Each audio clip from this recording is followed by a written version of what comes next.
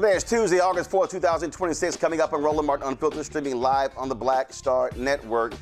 New Jersey Senator Cory Booker called out two fellow senators for giving away their votes for nothing before today's Senate Judiciary Committee over Donald Trump's personal attorney becoming the next Attorney General, Todd Blanche.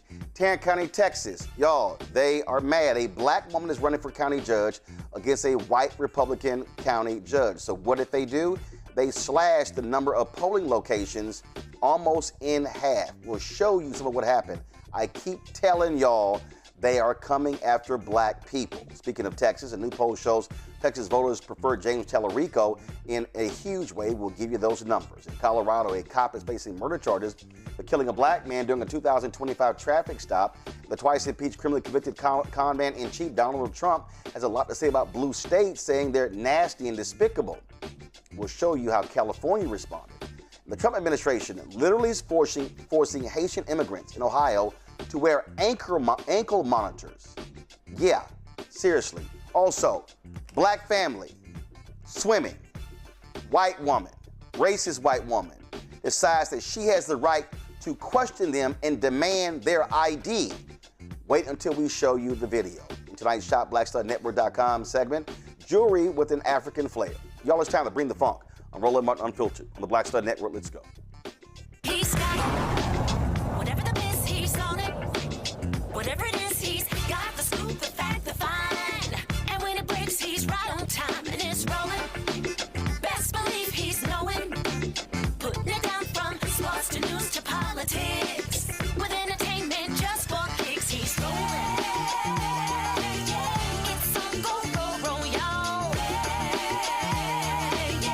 It's Roland Martin, rolling with Roland now. He's funky, he's fresh, he's real, the best, you know he's Roland Martin now.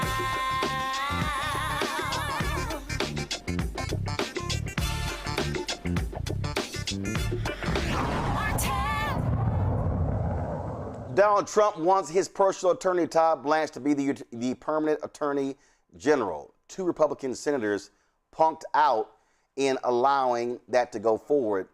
New Jersey Senator Cory Booker was not happy at all, and he let them have it in today's hearing. Senator Booker. Mr. Chairman, I am shocked. I think I've been here 14 years. I have not seen something as farcical as what I've witnessed over the last few weeks. We have a nominee that it seemed like some of my colleagues in a noble way were saying is unqualified unless he gives some kind of guarantee that what we now know on both sides of the aisle, Americans think is absolutely outrageous. A slush fund had been created for the president to dole out to people who've done the most awful things, literally people that stormed the Capitol and beat police officers in this building would not get taxpayer dollars as some kind of reward. Universal disagreement on that, and the fact that a president of the United States is not above the law and shouldn't be able to cheat on their taxes.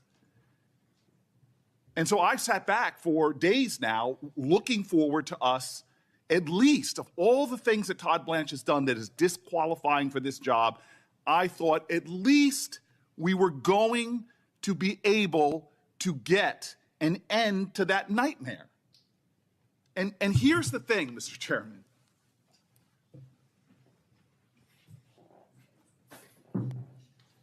Here's the thing, Mr. Chairman. You even have conservatives coming out and saying these things are not worth the paper they're drawn on. I have a lot of respect for my colleagues, love the state of Texas, but I'm going to say it very clear. This is all hat and no cattle. It's hard for me to say this as a plant-based guy, but where's the beef? Where's the beef? This is ridiculous. We got nothing, no guarantees whatsoever that this slush fund still can't go forward. We got nothing that the president of the United States can't cheat on his taxes and have no accountability. Dear God, folks, it's not like we're talking about a president who is a saint. No president in the history of this country has been caught in tax cheating more than this one. A Pulitzer Prize winning documentation of his tax cheating came out in 2018. Pulitzer Prize. Donald Trump said, I'm going to sue you, it's all wrong. That suit was thrown out because the president is a tax cheat. But it didn't stop with that. He was a tax cheat with his nonprofit as well. He created a so-called charity, but what did he do with that charity? It was cited by the state of New York for self-dealing, for tax cheating, and was shut down. We have a known arsonist, and we have just in this committee given him a whole barrel full of gasoline to light on fire our tax laws and have no accountability for the conflagration. This is so ridiculous that we are sitting back here and allowing this to happen. A president that we know is a tax cheat. That is a fact. That is a fact. We have now just given him an immunity to his tax cheating. Now, here's an admission I'm going to make to my colleagues on the other side. We've had presidents that have done things that, to me, do not pass the smell test and do not pass the appearance of impropriety. I think this committee should pass a law that no children of presidents should be able to grift off their parents' office. To me, it is ridiculous the corruption that we have normalized in America, that presidents' children can go out and sit on boards and make money. That is wrong and that is corrupting. But they have become so obsessed with the millions that the Bidens have made that they have ignored completely the billions of dollars that the Trump family is making. That is like being obsessed and using a magnifying glass to study the stain on the living room carpet when behind you is a mountain of excrement covering the living room couch and coffee table.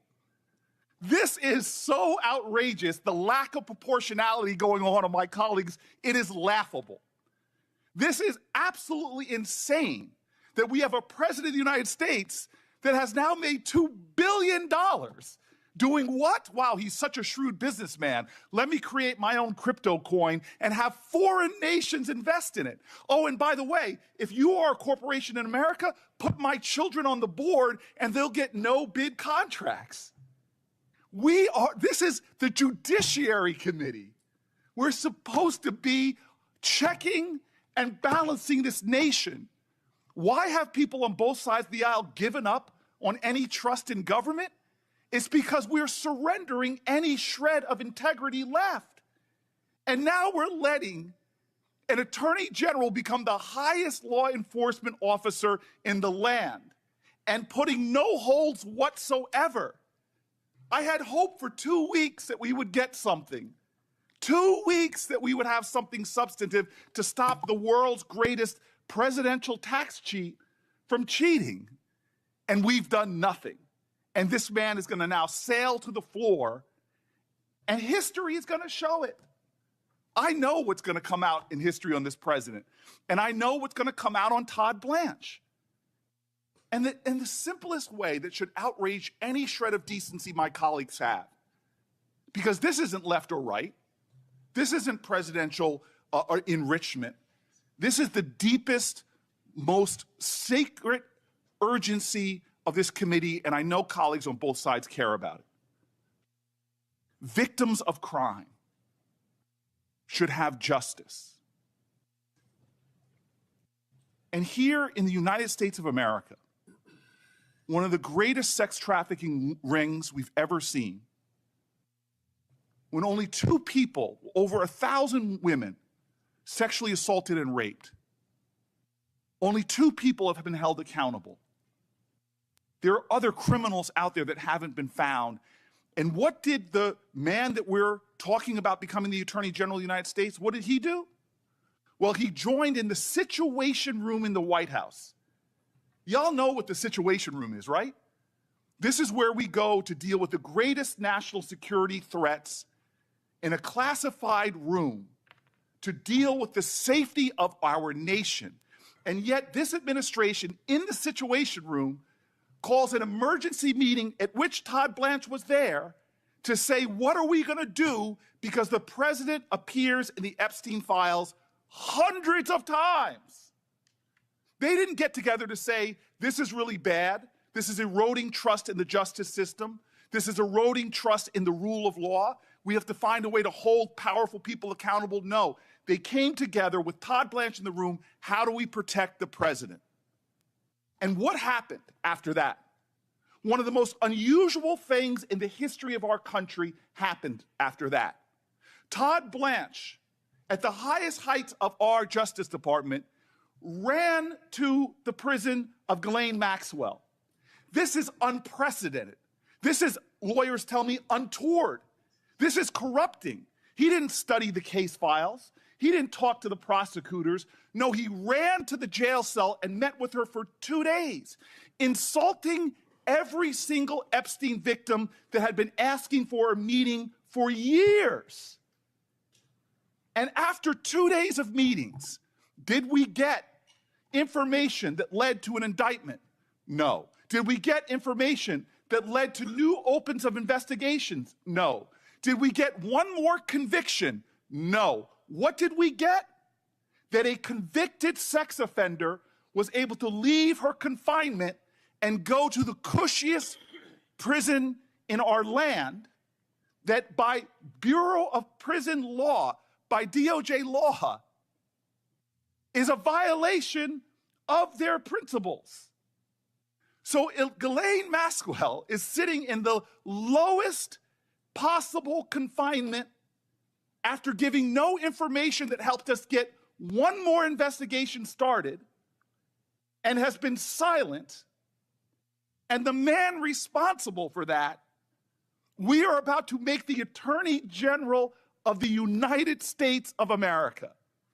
This man is not our lawyer. He is not America's lawyer.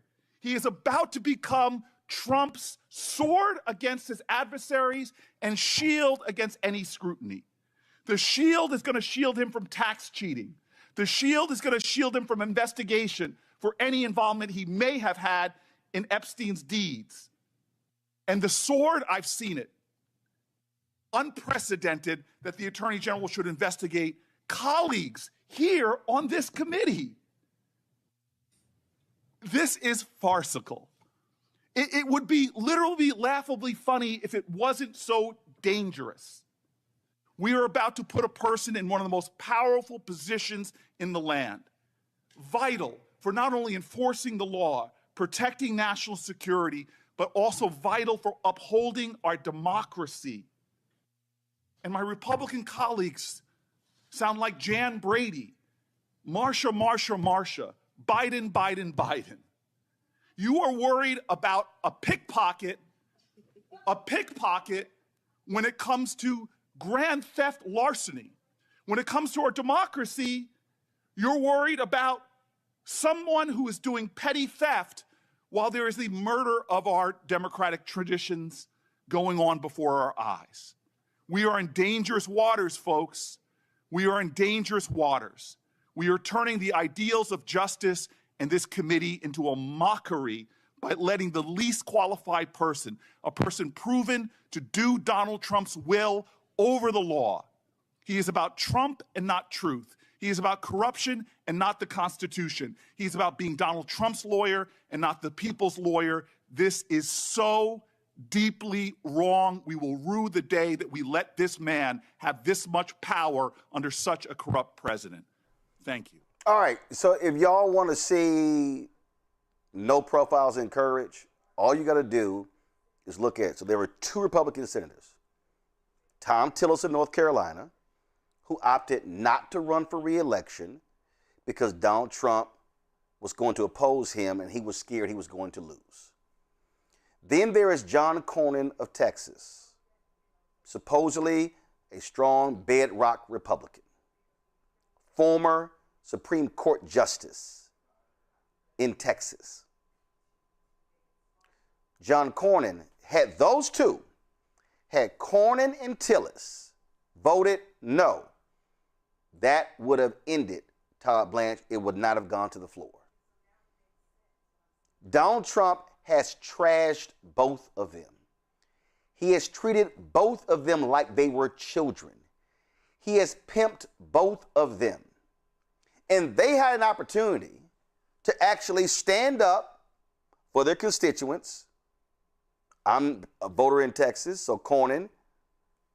They had opportunity to say, no, we're not going to let the man, as Cory Booker just said, who met with Ghislaine Maxwell and she went to a cushy prison. We're not going to let that man who negotiated a slush fund for Trump, we're not going to let that man who signed a sweetheart deal with the IRS be the nation's top law enforcement officer. No. The two of them, they caved. And if you want to hear sheer stupidity, just listen to Tom Tillis and what he had to say. And you already know what you're about to hear. Well, what about Obama? What about Biden? Listen. If you want to talk about weaponization, take a look at the Biden administration. Take a look at the Obama administration. Take a look at Crossfire Hurricane. Take a look at the codes that Lois Lerner used in the IRS to target businesses to try and unbank them. Take a look at the prospective pardons on the way out the door that President Biden did for family members, for staff members in Congress. The bottom line is nobody is clean here. And until we start recognizing this behavior as bad, we're just going to one-up it. Maybe it's a little bit more intense in this administration than the last one, and that a little bit more intense than the prior administration, and so on and so forth. But folks, we've got to end this stuff. We do. I'm going to support Mr. Blanche's nomination, but what I hope I see out of him is a bending of the curve of this absurdity. The 86-47, some bonehead in North Carolina thinks that that's a crime. Well, they better damn sure have information to back it up, because if all it is a picture, that person should lose his job, his or her job. Similarly, the people who went after Republicans in the Biden administration should probably be disbarred or disciplined. So at the end of the day, don't act like you're standing on some sort of moral high ground if you start attacking this administration, because I can match you almost deed for deed. What I would like to see here is maybe people saying, look at it, instead of criticizing people on the other side of the aisle, why don't you go back and hold your own caucus and your conference to a higher standard? That's what I'm doing. That's what Senator Cornyn's doing, and that's what I think the American people want more of.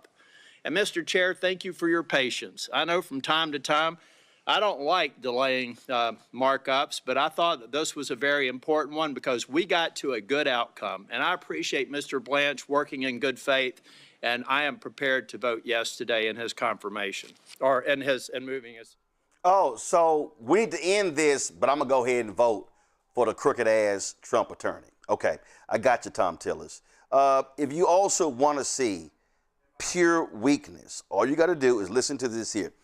Y'all, I want you to understand, this is a sitting United States senator. You would think he's read the Constitution. You would think he understands that the House and the Senate have oversight of the executive and the judicial branch. But no, not John Cornyn. He is still kissing Donald Trump's ass. Listen. Was saying as recently as yesterday that he likes the idea of this fund, that he wants to find some way to pay these people. Does that concern you as someone who's tried to fight against getting this anti-weaponization fund in place? Well, there's nothing we could do to rein in the president when he said he likes the fund and he wishes it still exists, but the fact of the matter, it's dead. And that's all we could do under these circumstances. See you all. Thank you. Okay. He just said there's nothing we can do to rein in the president.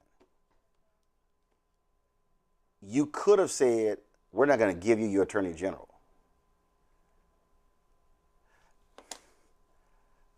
I'm going to tell y'all again. And maybe you didn't believe me the previous 1,276 times I said this. The Republican Party does not care about what's right. They care about power. And these people are not going to say no to Donald Trump. They are scared of him. And so all of y'all who are sitting here saying, I don't know if I'm not going to vote, I'm telling you what's going on here. If you do not go to the polls in November in massive numbers and defeat every MAGA candidate, you're going to see more of this in the next 2 years. And you thought the first 2 years were nuts. You ain't seen nothing yet. My panel, Dr. Mustafa Santiago Ali, former senior advisor for environmental justice at the EPA. Joining us from D.C., Joe Richardson, civil rights attorney from L.A., Brian Shapiro, host of Pushing the Limits out of L.A. as well. Let me go to you, Mustafa. Again, Senator John Kennedy didn't have the guts to say, I'm not supporting Robert F. Kennedy Jr. to be at HHS. Cornyn, Tillis, for all of their big talk, why, they could have said, no, I ain't letting this man go forward. Because we all know this here. Donald Trump is going to get his slush fund, whether Tillis and Cornyn likes it or not. Yeah, and we should actually give it the proper name. It's reparations, for the privileged and reparations for insurrectionists. So I think we need to just make sure we put it in the proper context. I was not surprised with the outcome today, to be quite honest with you. Those words, I can't believe what you say because I see what you do, kept running through my mind. I was waiting for the shoe to drop because these individuals continue to do this. They're not interested in actually governing. Because if they were, they would do what's right for the American people. And this is not the right thing to do.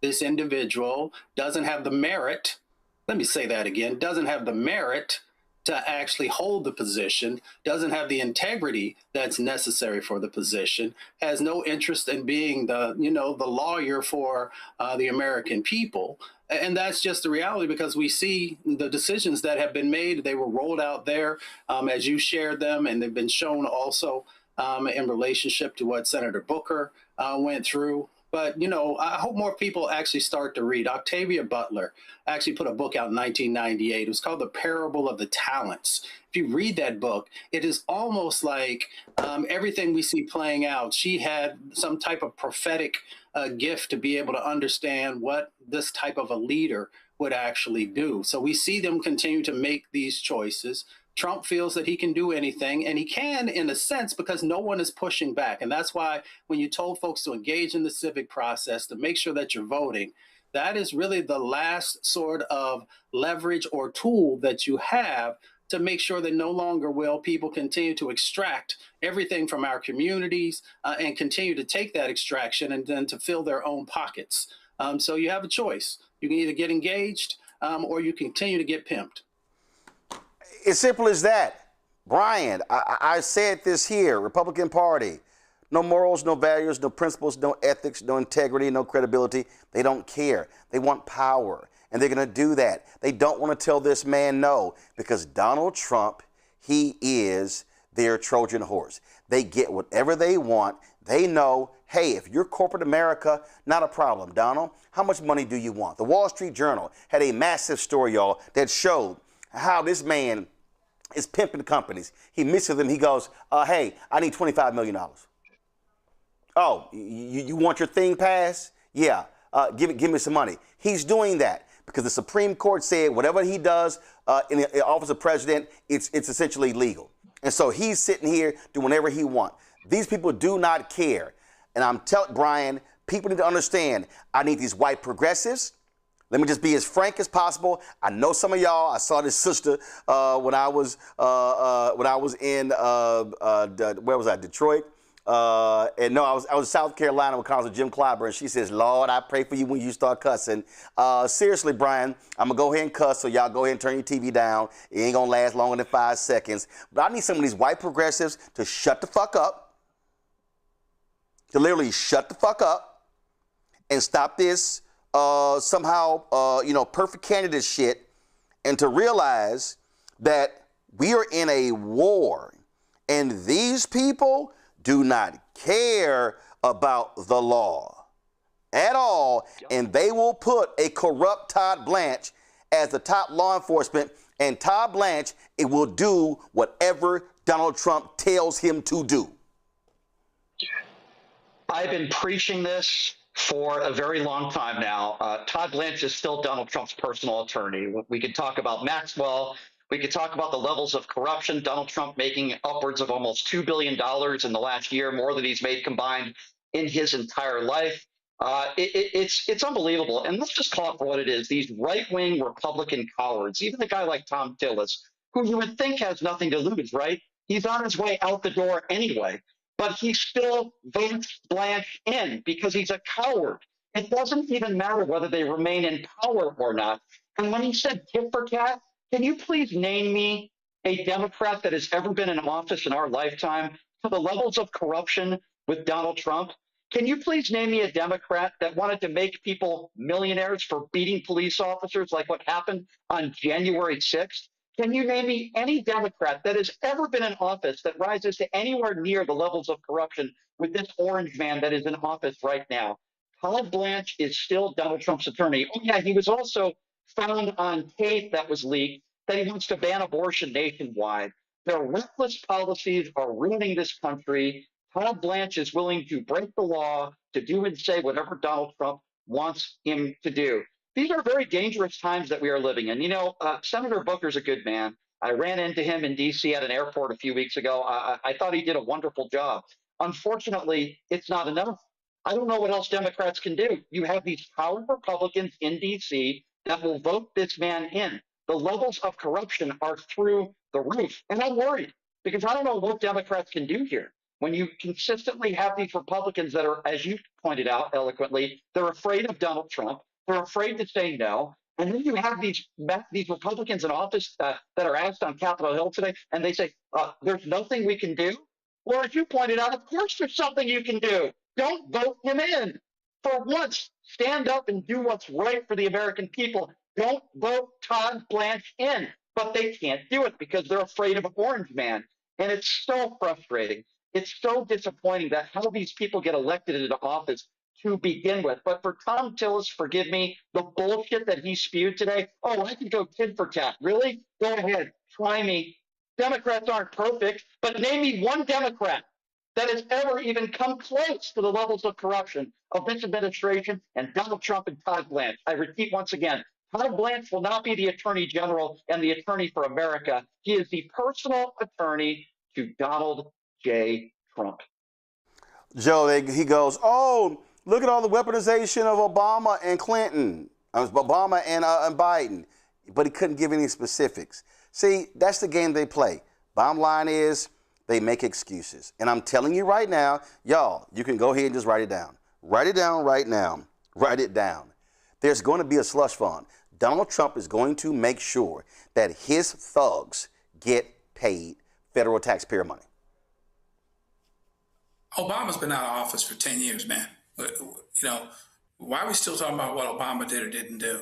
Like there's really a comparison between corruption and non-corruption. In the America I live in, still, black man can't go and be corrupt. He can't act like, he can't fool everybody into thinking that he's a citizen when he's not. You know, not that we really need to be revisiting Obama, but of course, when we watch the opening of the presidential library, we felt something that was very, very real, and we know why we miss him. What's bad is that society has gotten punch drunk with so much corruption, with so much dishonesty, with so much flouting and twisting and breaking and ignoring of the rule of law that it's just like it's all the same now. Like it's like everything is everything. We not talking about the Epstein files. That's what I like about what Cory Booker was saying. He's kind of reminded us about the stuff that we seem to not be saying a whole lot about. There's still accountability to be had there that hasn't even happened. And then, of course, yes, there's going to continue to be a slush fund. He's going to do the best he can to reward his people the best way he possibly can. But even if that slush fund was gone, they can't even investigate or audit him or his sons. So that means that they can rob the country blind, and that's little people's money. That's not Elon Musk's money. Yep. That's regular folk money. Okay? So it's a problem all the way around. It continues to be, and it's amazing that Tillis and Cornyn, who are on their way out of office and would have, if they had any ego or pride, some gripes here, well, they could really stick it to Trump. It's funny to me that they didn't do it. So, I mean, it just lets you know what happens when people don't stand up. And so hopefully somebody gets a chance to stand up before too long and they really take advantage of it. No, they're not. They're not. Let me be real clear. The only way you stand up is people at the polls stand up. That's the only way you stand up. I'm telling you right now, the only way you stand up is by going to the polls and vote all these people out. And all of y'all people, I saw one of y'all in the chat talk about, here's Roland shilling for Democrats. No, you idiot. I'm not shilling for Democrats. I'm actually shilling for people, for taxpayers. You got Donald Trump's kids, Don Jr. and Eric Trump, taking equity stakes in numerous companies, where the federal government gave one of Don Jr.'s companies a $600 million loan from the Pentagon Department. They're sitting here investing in drone companies, and all of a sudden, Donald Trump is talking about drones. They're investing in all kind of stuff. All of a sudden, he's discussing that. Donald Trump is trading stocks left and right. They are raping and pillaging the country. And some of y'all are sitting there going, oh my God, you're shilling for Democrats. Let me explain something to y'all, okay? All you simple Simons who clearly don't understand how politics goes. Do you understand that if Democrats get control of the Senate and or the House, they control the hearings. They control the investigations.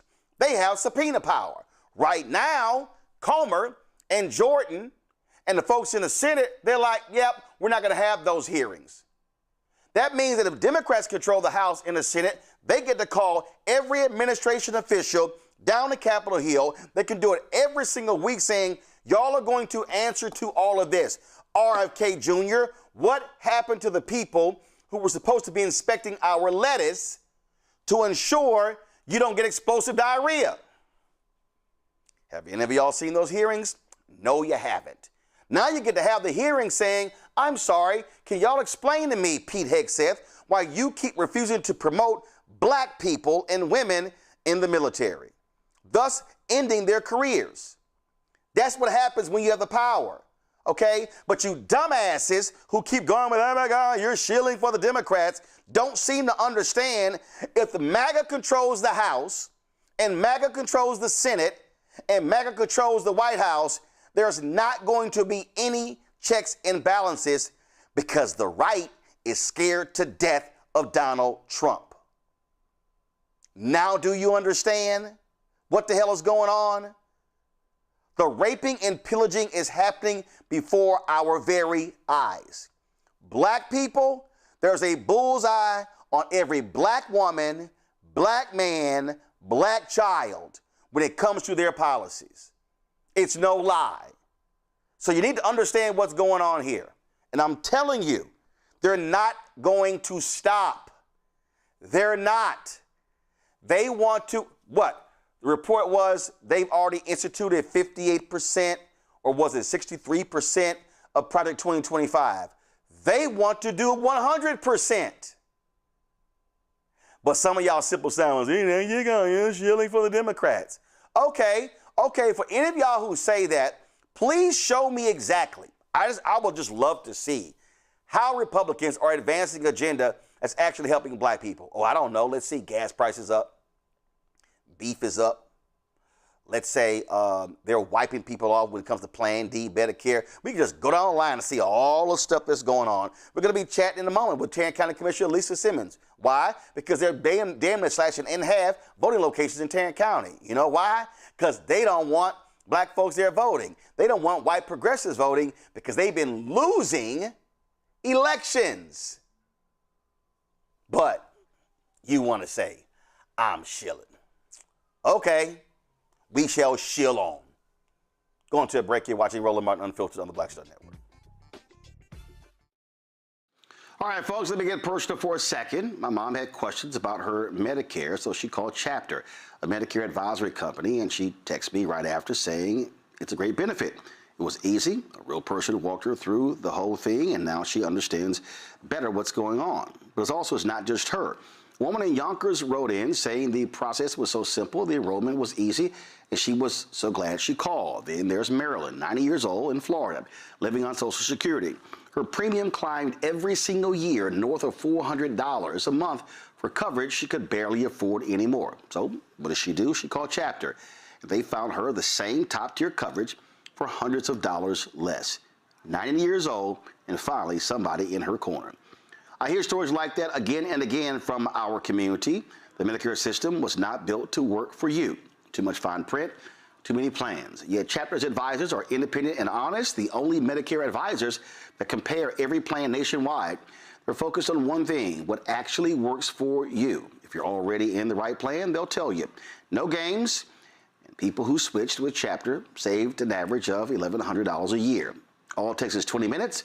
You talk to a real person, and it's completely free help. So call Chapter at 724-264-8281, 724-264-8281. That's Chapter. Let me ask you a question. Why do so many people seem to think they know black men so well? What they think we want, what they think we need. Hell, they even tried to tell us why and how we voted, but never had a conversation with us. Never asked us how we felt, what brings us joy, what makes us angry, what makes us scared.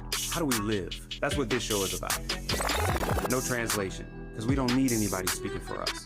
We can speak for ourselves. This will be a show where we bring brothers on that you don't see on every other talk show. Nope.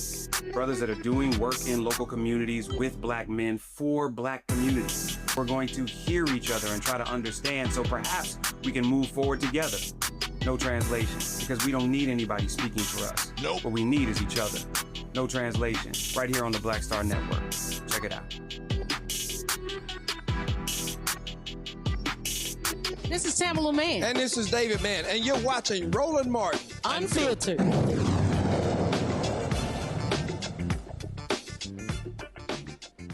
Colorado grand jury indicted a police officer for killing a black man during the 2025 traffic stop. Arapahoe County grand jury charged Aurora police officer Matthew Neely with second-degree murder and reckless manslaughter for fatally shooting Rajon Belt Stubblefield in the chest and head. Here's what Amy Patton, the DA of the 18th Judicial District, had to say about the indictment. This indictment follows a thorough, months-long investigation conducted by the 18th Judicial District Critical Incident Response Team, sometimes referred to as CIRT. CIRT is a multidisciplinary team responsible for independently investigating officer-involved shootings and other critical use of force incidents that occur within Arapahoe County. After completing its investigation, the team presented the evidence to my office. Following a comprehensive review of the evidence and after consulting with experts in police use of force tactics and operations, I presented the case to the grand jury, which ultimately returned this indictment. An arrest warrant was issued on Friday afternoon. Mr. Neely surrendered over the weekend and has since posted bond, which the court had set in the amount of $200,000 cash or surety. The indictment is now unsealed, and the next court appearance is scheduled for August 17th. Folks, this here is the video. Let's just pull the audio up so we can hear what happened. Stay in the car. Don't move. Don't move. Motor 45. I've got a crash. 6th, just east of 225. Get a couple cars here now. Stay in the. Give me your hands. Show me your hands. Get your hands up, dude. Don't show me. Get your hands up right now. Get your hands up. Yeah.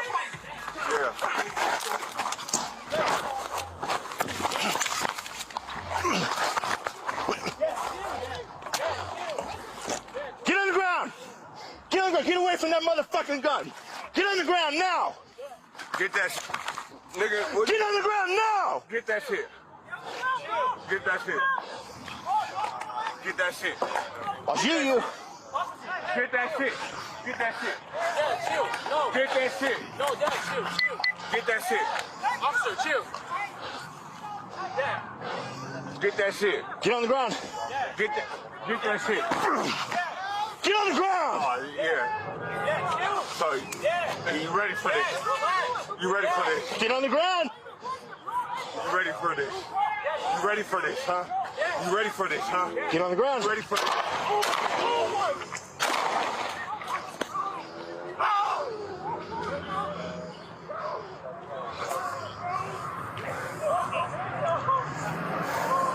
Shut Shots fired. 245 shots fired. Give me some cars. Cruiser. Ambulance hot.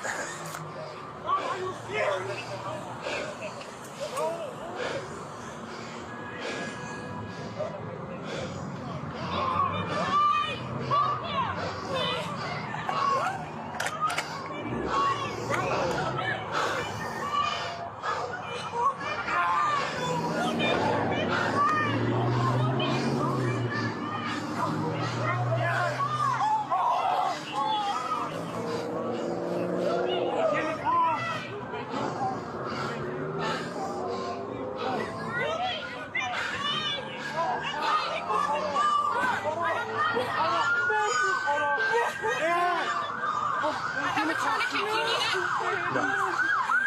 It's not a tourniquet kind of thing. Thank you.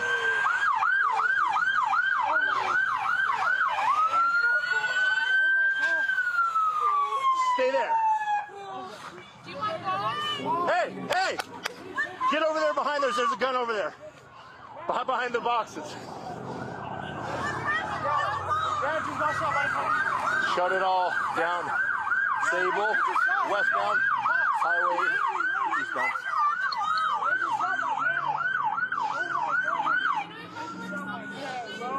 What? They just shot my dad. He didn't have no gun. Did you find that gun? He threw the gun. I got you right here, bro. You got it? Okay. Oh my God, bro. Thank you. Yeah. They just shot my dad.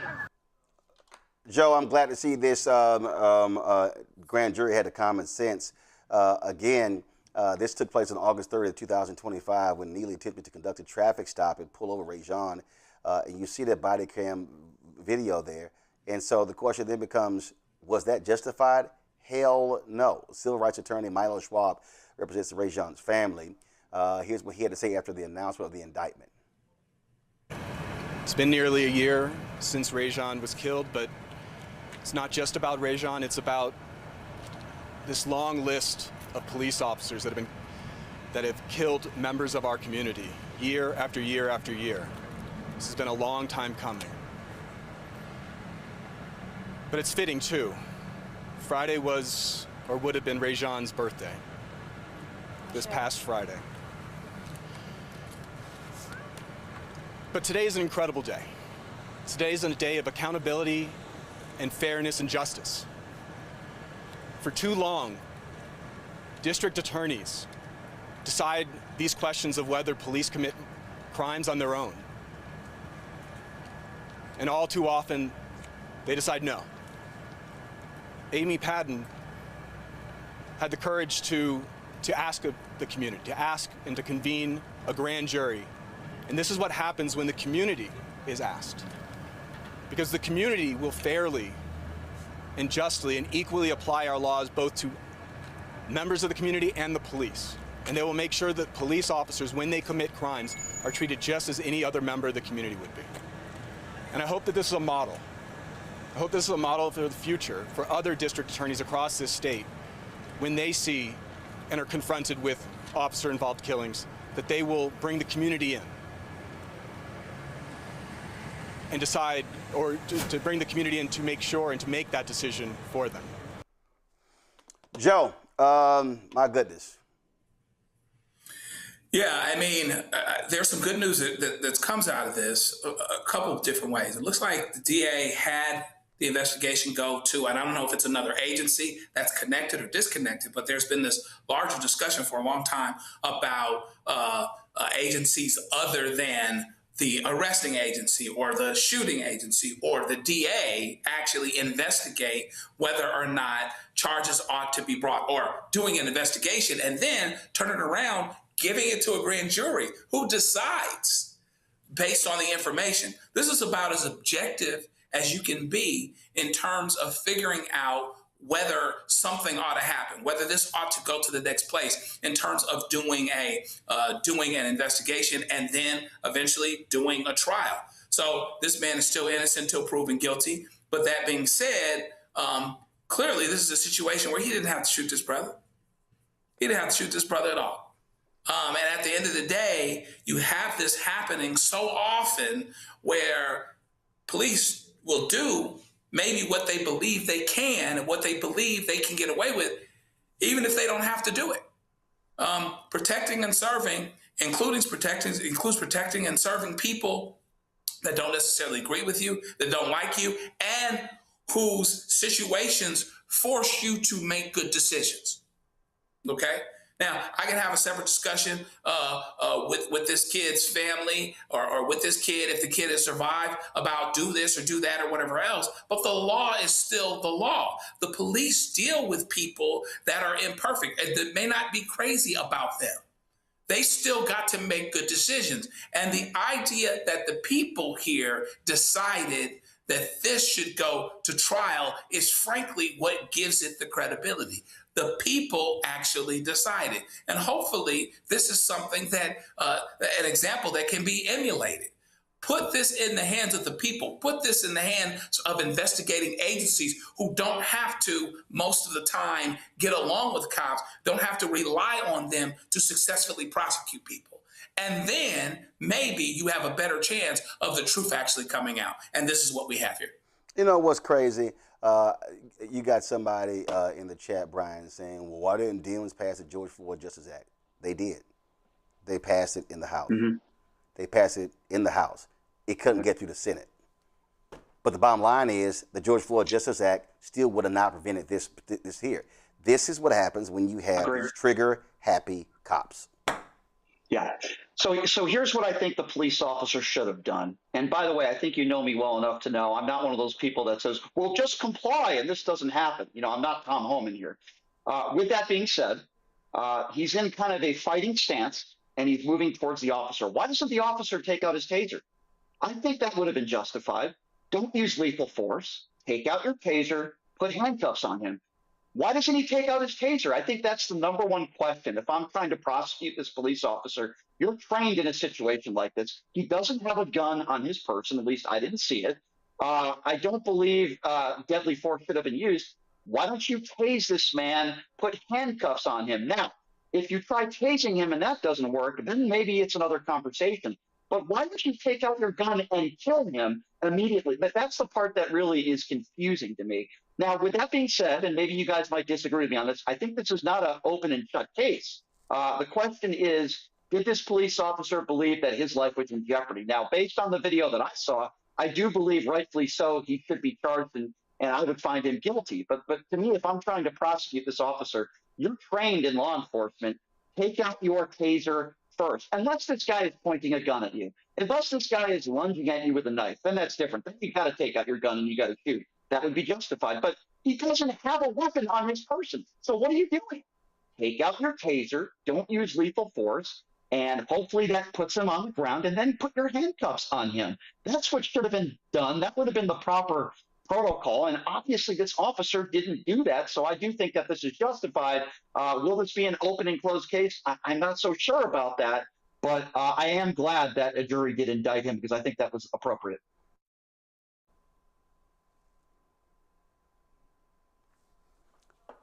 Mustafa?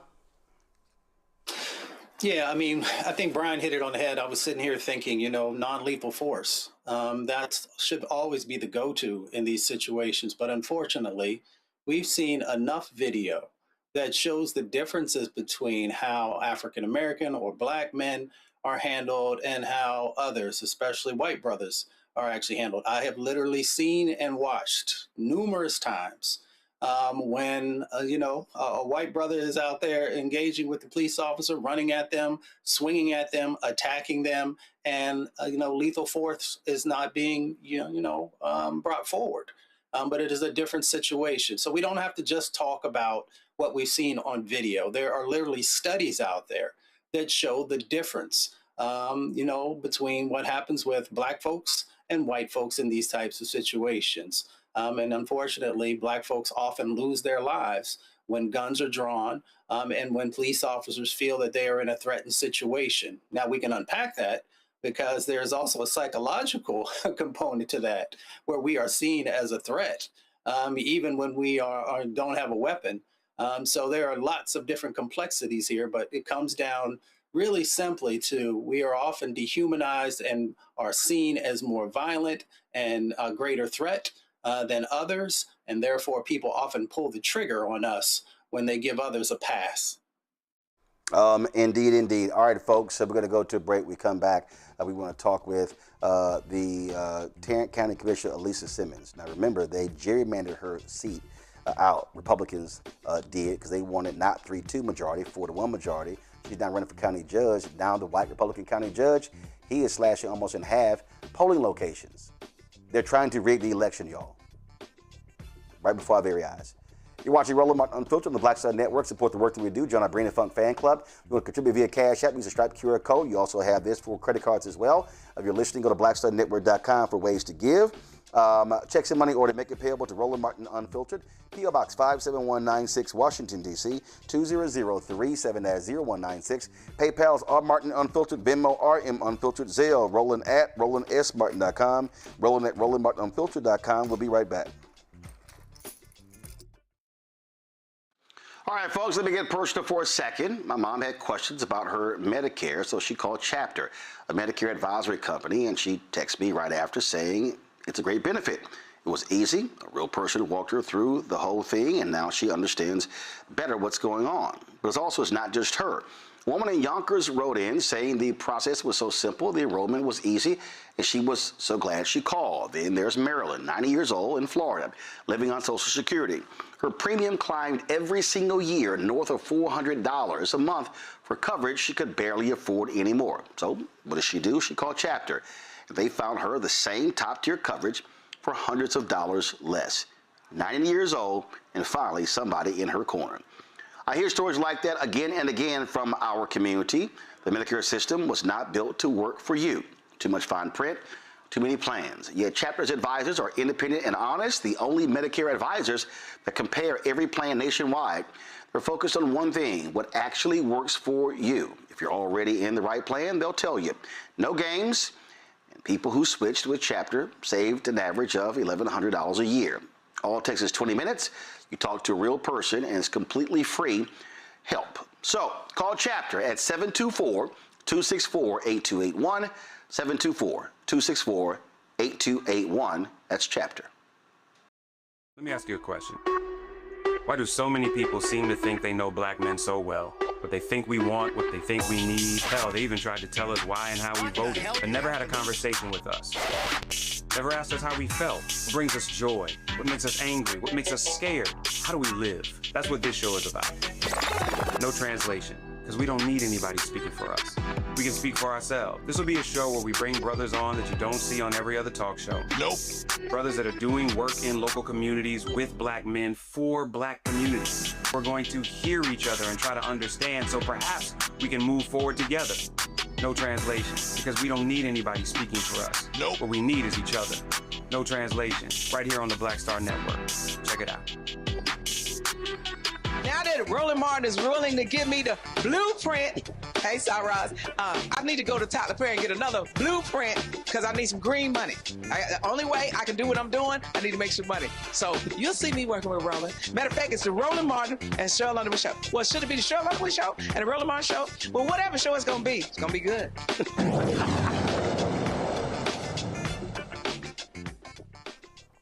Trump administration continues its attacks on the Haitian community in Ohio, folks. Now the administration is summoning those Haitian immigrants to immigration offices to either be removed from the country or forced to wear ankle monitors before facing a deportation hearing.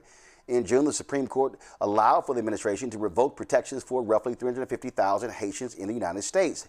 Thousands of Haitians in Springfield, Ohio, with temporary protected status were called into immigration and custom enforcement offices in recent days to be equipped with monitoring devices and blocked from traveling outside a 75-mile radius from their homes. This newfound attack on Haitians has sparked numerous protests around Springfield. Joe, what the hell? Yeah, this is nuts. This is a complete attempt to dehumanize these individuals. Now, as a practical matter, it would be interesting to see what these communities would do economically. Often, it's the immigrant community that is the bolster and the rock or the bedrock foundation economically of some of these communities. So, it's interesting. They might mess around and get what they wish for. I'm sure the lawsuit's coming. It ought to be. And we'll see where it can go down the road because what they're doing is not, it's not what it needs to be. All right. The dehumanization, making certain people less than, and continuing to perpetuate this charade as if somehow putting a ankle bracelet on a law-abiding citizen actually makes you more safe.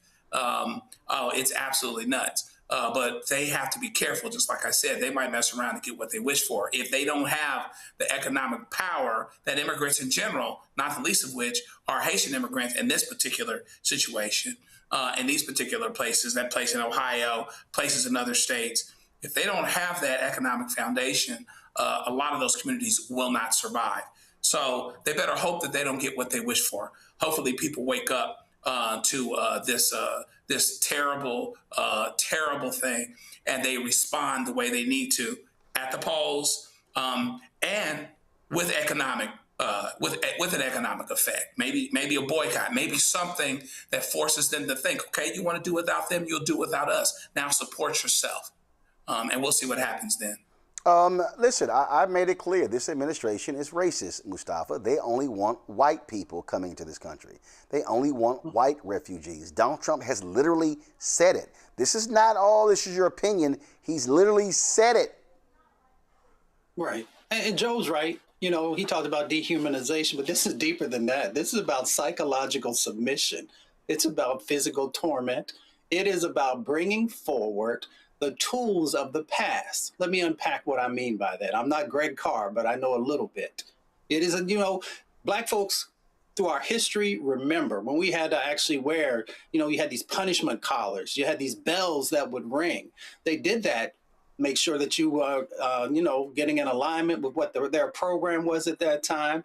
It was also about making sure that you couldn't run away, all these different types of things. And then they upgraded it to the spurred anklets. So you literally would have these anklets that had these protruding pieces of iron. Now, it stopped you from being able to run through forests, but it also was to make sure that you continually felt the physical despair that they had put upon you. So I want folks to understand this is not a new playbook. Just because you now have this ankle monitor, this is just the 21st century version of things that people have done to Black folks throughout the history of this country. So yes, Joe's right. We should be making sure that we have economic boycotts or making sure that we're utilizing, our financial power to address these types of things. Yes, we got to make sure that we're voting so you don't have these types of individuals who continue to bring forward these very antiquated, evil sets of actions. But we also got to stand in solidarity with our brothers and sisters. And unfortunately, some folks have difficulty in understanding that if we are of the African diaspora, that what affects one of us affects all of us. It just may come in different forms and fashions. So now is the moment to make sure that we're doing the right thing. Well, the other thing is, Brian, it would be great to see, we played last week Ohio Governor Mike DeWine, Republican, talking about the contributions of these Haitians. It would be great to see other Republicans in that state speak up, because the reality is those Haitian immigrants saved Springfield. But, Jim Jordan won't say jack. J.D. Vance spread those lies as well. And so here's what's going to happen. They're going to sit here and do, it's going to be FAFO. And guess what, Springfield, Ohio? When your city dies economically, and then when all of a sudden your homes are not being bought, jobs not being taken, and your sales tax receipts actually drop, then y'all might be thinking about those Haitians. Yeah. Well, good luck waiting for these middle-aged, white, crusty MAGA Republicans to stand up for anybody brown, let alone Haitians. This was never about making America great again. As I've been saying this for years, it's make America white again. That's what that really means. They're eating the cats. They're eating the dogs. Do we remember this lie put forth by J.D. Vance and then Donald Trump saying it on a debate stage with Kamala Harris? It was embarrassing. Did they ever retract? Did they ever apologize when it was actually a white woman and her cat that went lost, and then she found her cat. Did we hear any retractions or apologies? Nope. The excuse from J.D. Vance was, well, those were what my constituents told me, even though you had local law enforcement, the mayor, and even the governor saying basically that it was a lie. This is what the Trump administration does. They want to treat brown people like animals. And I ask MAGA Republicans this question all the time when we're talking about immigration and how they treat brown people. Why is it that the Trump administration has welcomed with open arms 100% white people from South Africa that are seeking asylum, but they haven't done that for one brown person? It's funny, I still haven't received a real answer from any of these people, but I think we all know what the real answer is, because this is a racist administration, because this man, Donald J. Trump, has been a racist his entire life. We could go back to the thousands of discrimination lawsuits that he had to pay out in Manhattan. The man's own father was arrested at a Klan rally. So that's what this administration is all about. I would love to see some Republicans out there defend some of these Haitians. I think they're wonderful people. They're great for their communities. But I think we're going to be waiting a very long time until we actually see some of these Republicans step up when it comes to this or anything else involving racial relations. Yeah, I mean, it's who they are. This is the nonsense that they do, and it shows you in terms of their actions and how nonsensical they are. And, of course, they're being led by an absolute imbecile. He had a rambling news conference, and this fool, this twice-impeached, criminally convicted felon, con man, absolutely despicable individual, he's always been trashing Democrat-led cities, but listen to what he described. I don't happen to be running, but a lot of very good Republicans are running. And you have a sick ideology taking place right now that, hopefully they'll be defeated because they'll destroy the country if they ever take over. But this desk is like a blocking desk, no matter who gets in. If it's bad, I block, and I'm good at blocking. If it's bad, if it's stupid things like the things they want to do, we want to get rid of the U.S. Senate. I don't like a lot of Senate, just to be honest with you. I don't want to get rid of the Senate. We want to get rid of the Supreme Court. They want to put now 21 or 23 people, that's the real, on the Supreme Court, or get rid of it. They want to get rid of the presidency. They want to have an appointed executive running. That's a communist thing, That's a communist thing. These are sick people. And, I said it the other day, and it maybe doesn't sound that important, but when a country goes bad, like look at the blue cities. What do they have in common, aside from massive crime? Much more crime. The Republicans have very little crime. But what do the blue cities have in mind? And also you can say this with nations when they go bad. The blue cities have something in common, crime, high crime, vicious, violent crime. But what do they have in common? They're all dirty. They're filthy dirty. Their streets are dirty. Their streets smell. Their storefronts are broken. Their trees are all gross.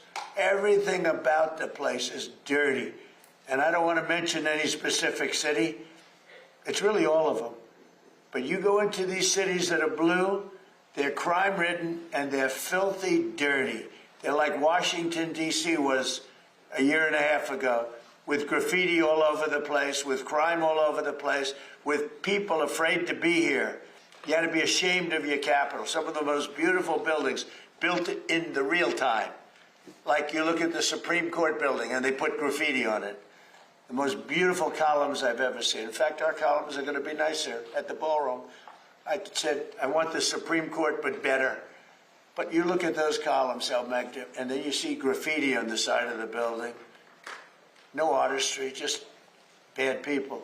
But the one thing they all have in common, crime, the two things, crime, but they're disgusting. They're filthy dirty. The streets are dirty. They have people lying all over the street doing you know what. They're all the same. And this is what we're going to put in it. Not going to happen in our country. Wow, it's amazing how he skips over the crime in rural America in many of those red states. But he's a liar. That's what he does. I mean, he is a liar. He is the liar in chief. And that's what it's all about. Oh, by the way, Brian, last I checked, crime is way down in New York City. Crime is way down in Baltimore. And he can't take credit for those actions because it wasn't his policies. But this is who this man is. He is despicable. And the things that he's, I mean, again, and this also goes to show you how shameful the right wing is. If Biden, if Obama, I mean, my God, we saw what happened when Obama said that the Cambridge, Massachusetts police acted stupidly in arresting Skip Gates after he identified himself, how they just lost their minds. Obama had to have a damn beer summit with the cop in Skip Gates. Yet, then they acted a fool with Hillary Clinton saying deplorable, but it's amazing, right-wing media, it's just so quiet when the filth comes out of this fool's mouth.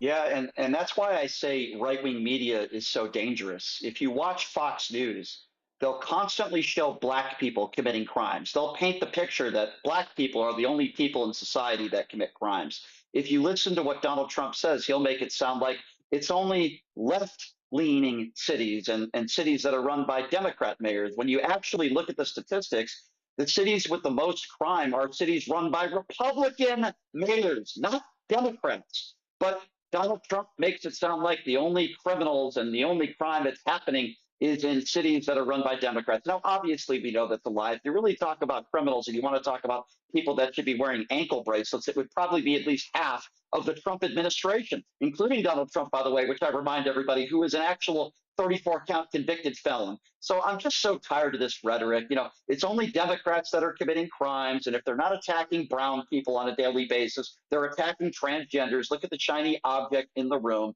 But the real criminals are the ones that are in the White House right now and some of the biggest crime-ridden cities and states. You know, you'll never hear him talking about Florida. You'll never hear him talking about Memphis, Tennessee. You'll never hear him talking about cities that are run by Republicans where you have rampant crime. But no, if you listen to Donald Trump, it's only the Democrats. It's only the Democrats that are committing the crime. It's only the brown people that are committing the crime. And again, I'm not making that up.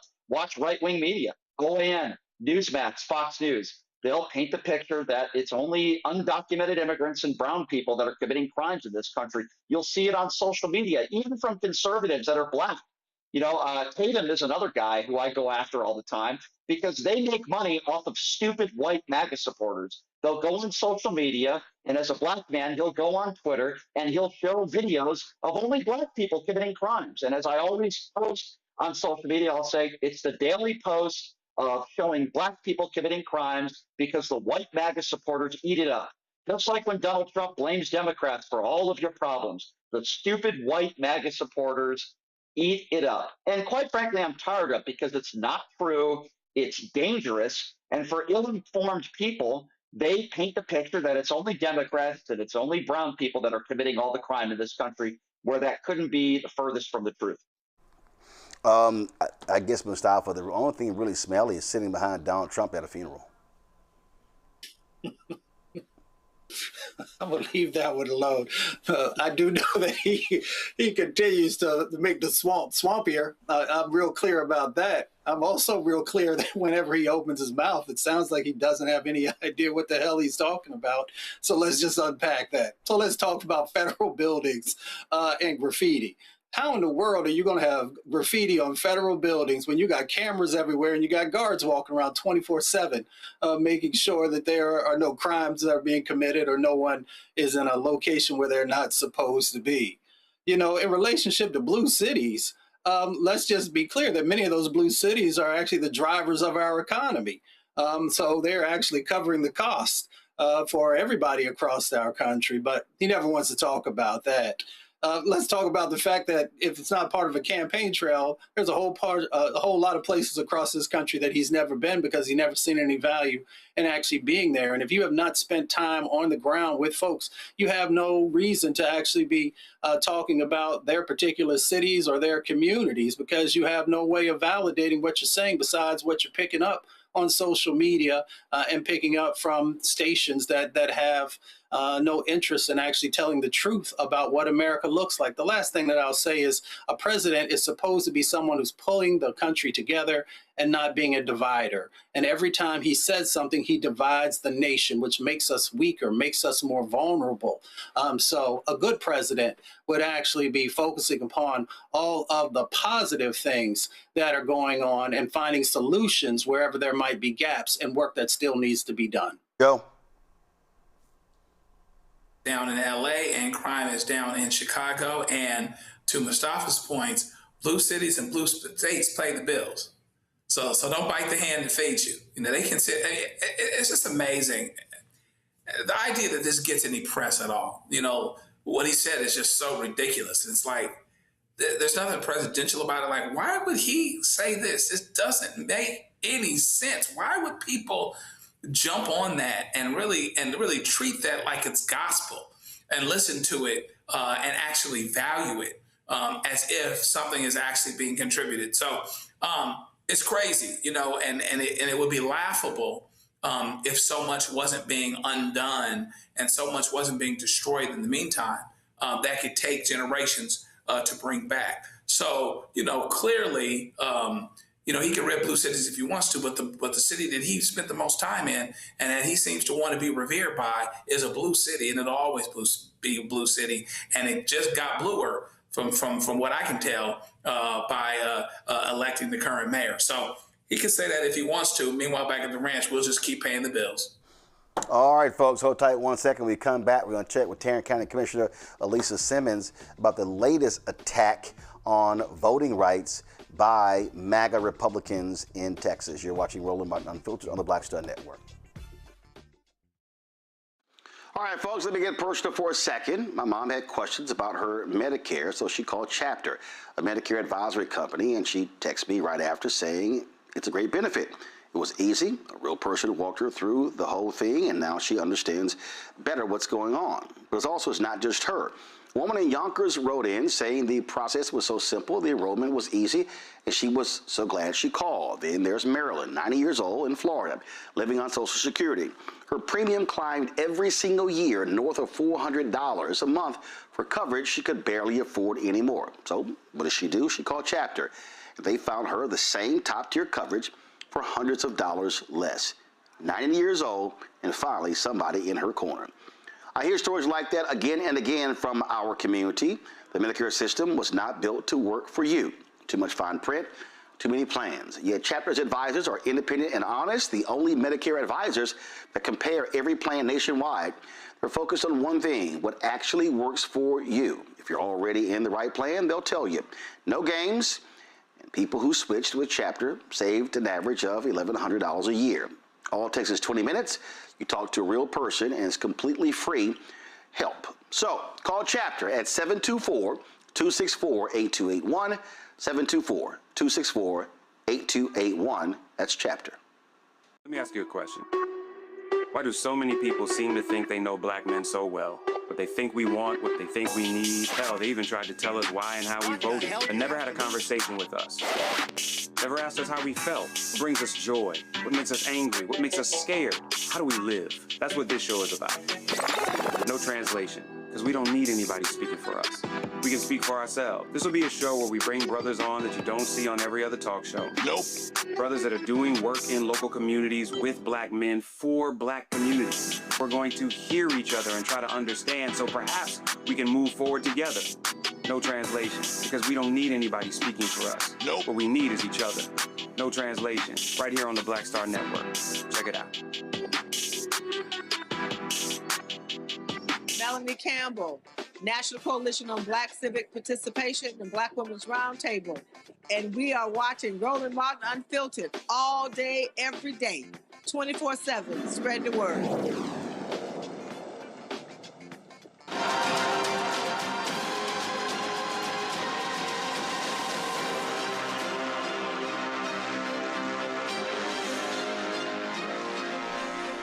Folks, when the Shelby v. Holder decision came down, Republicans raced to start rigging elections. What did they first start doing? Cutting polling locations, enacting voter ID laws, making it harder to vote. Well, in Tarrant County, Texas, the last large county in Texas that's red, the MAGA Republican commissioners held a hearing to consider a proposal to slash polling locations ahead of November's midterm elections. Now let me say it again. This is one of the largest counties in Texas. Now, for now, the motion is tabled, but if the decision is approved, residents could see a nearly 50% fewer polling locations. What does that mean? Massive lines. That means long wait times. They would go from 316 sites in the last midterm, 2022, to 176 for this year. Early voting locations would be also cut from 50 to 42. Those who oppose the plan say the move would make it harder for Tarrant County's 1.3 million registered voters to cast a ballot. They say the move would be especially harmful to communities of color who stand to lose the most polling places compared to other demographic groups. Proponents say midterms often see lower turnout and the cuts would save the county money. The commissioners questioned election administrator Clint Ludwig about his suggestion to cut polling places. Tarrant County currently has 707 election precincts. Correct. The proposal that you're bringing, this court combines them into 340 election day precincts. Yes, it does, but it doesn't change the election numbers, nor will it change any reporting. So all precincts are still reported as the individual precinct number. So it just affects the calculation when it comes to polling locations. Or if we had been precinct-based, that would be the 340 precincts that we would have to, those combined precincts, that geographic area would be where we would have to have a polling location. Who came up with this? You, your team? Did you involve citizens, the party folks? The combining of the polling locations, that was myself and my team. Obviously, we just took the rules that were there, followed them, used our GIS mapping people to figure it out, precinct numbers, and got the combined precincts.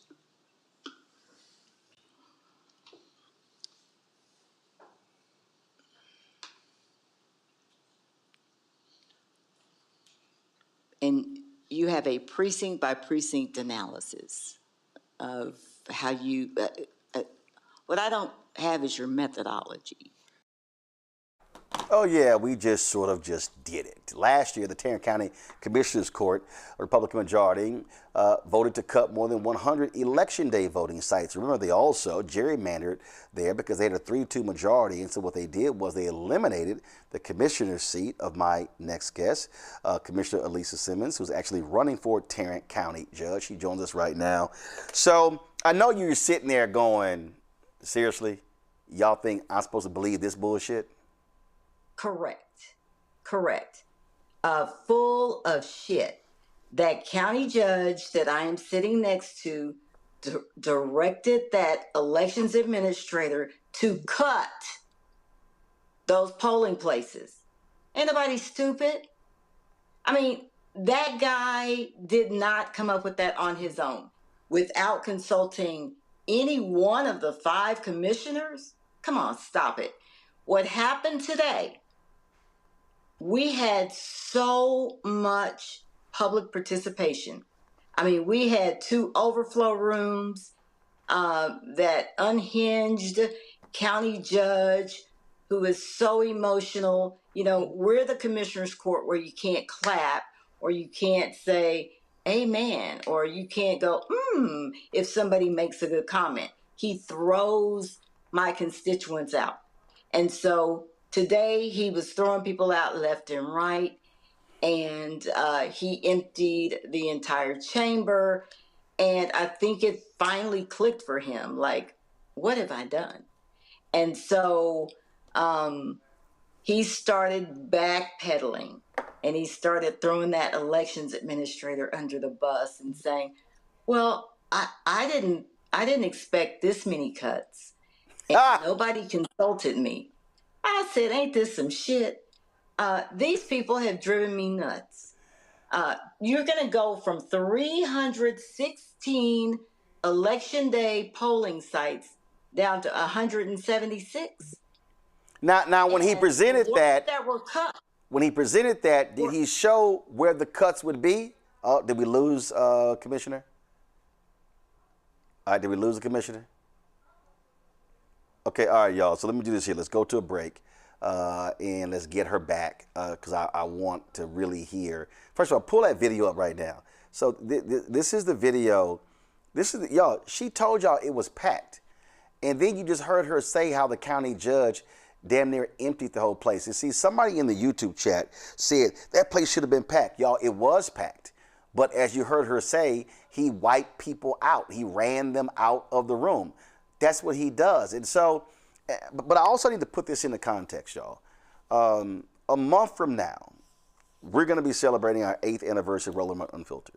Do y'all understand that the Tarrant County District Attorney continues to try to put Crystal Mason in prison?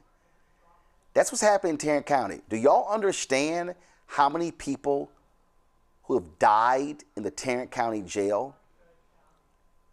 I need y'all to understand. Y'all, Tarrant County leadership, Tarrant County's MAGA leadership is heinous. No accountability whatsoever. We got the commissioner back, and you were describing. So what I was asking you is, so did the elections administrator show where are most of the cuts? Are they in black neighborhoods? Are they in Latino neighborhoods? Yes. Yes. I had him send me the list earlier last week. Send me the list of our 2022 election day polling places. That was the last midterm, right? Comparatively to the 2026, I said, you send me the list of what you cut. I'm not about to go in there and look. You send me the list of what you cut. Poly, Stop Six, Como, Northside, black and Hispanic neighborhoods. So yes, 100%. And then I live in a mixed area, mostly white people. They cut the 6 polling places near my house, near my precinct, down to 2. What? Y'all done cut the white people polling place.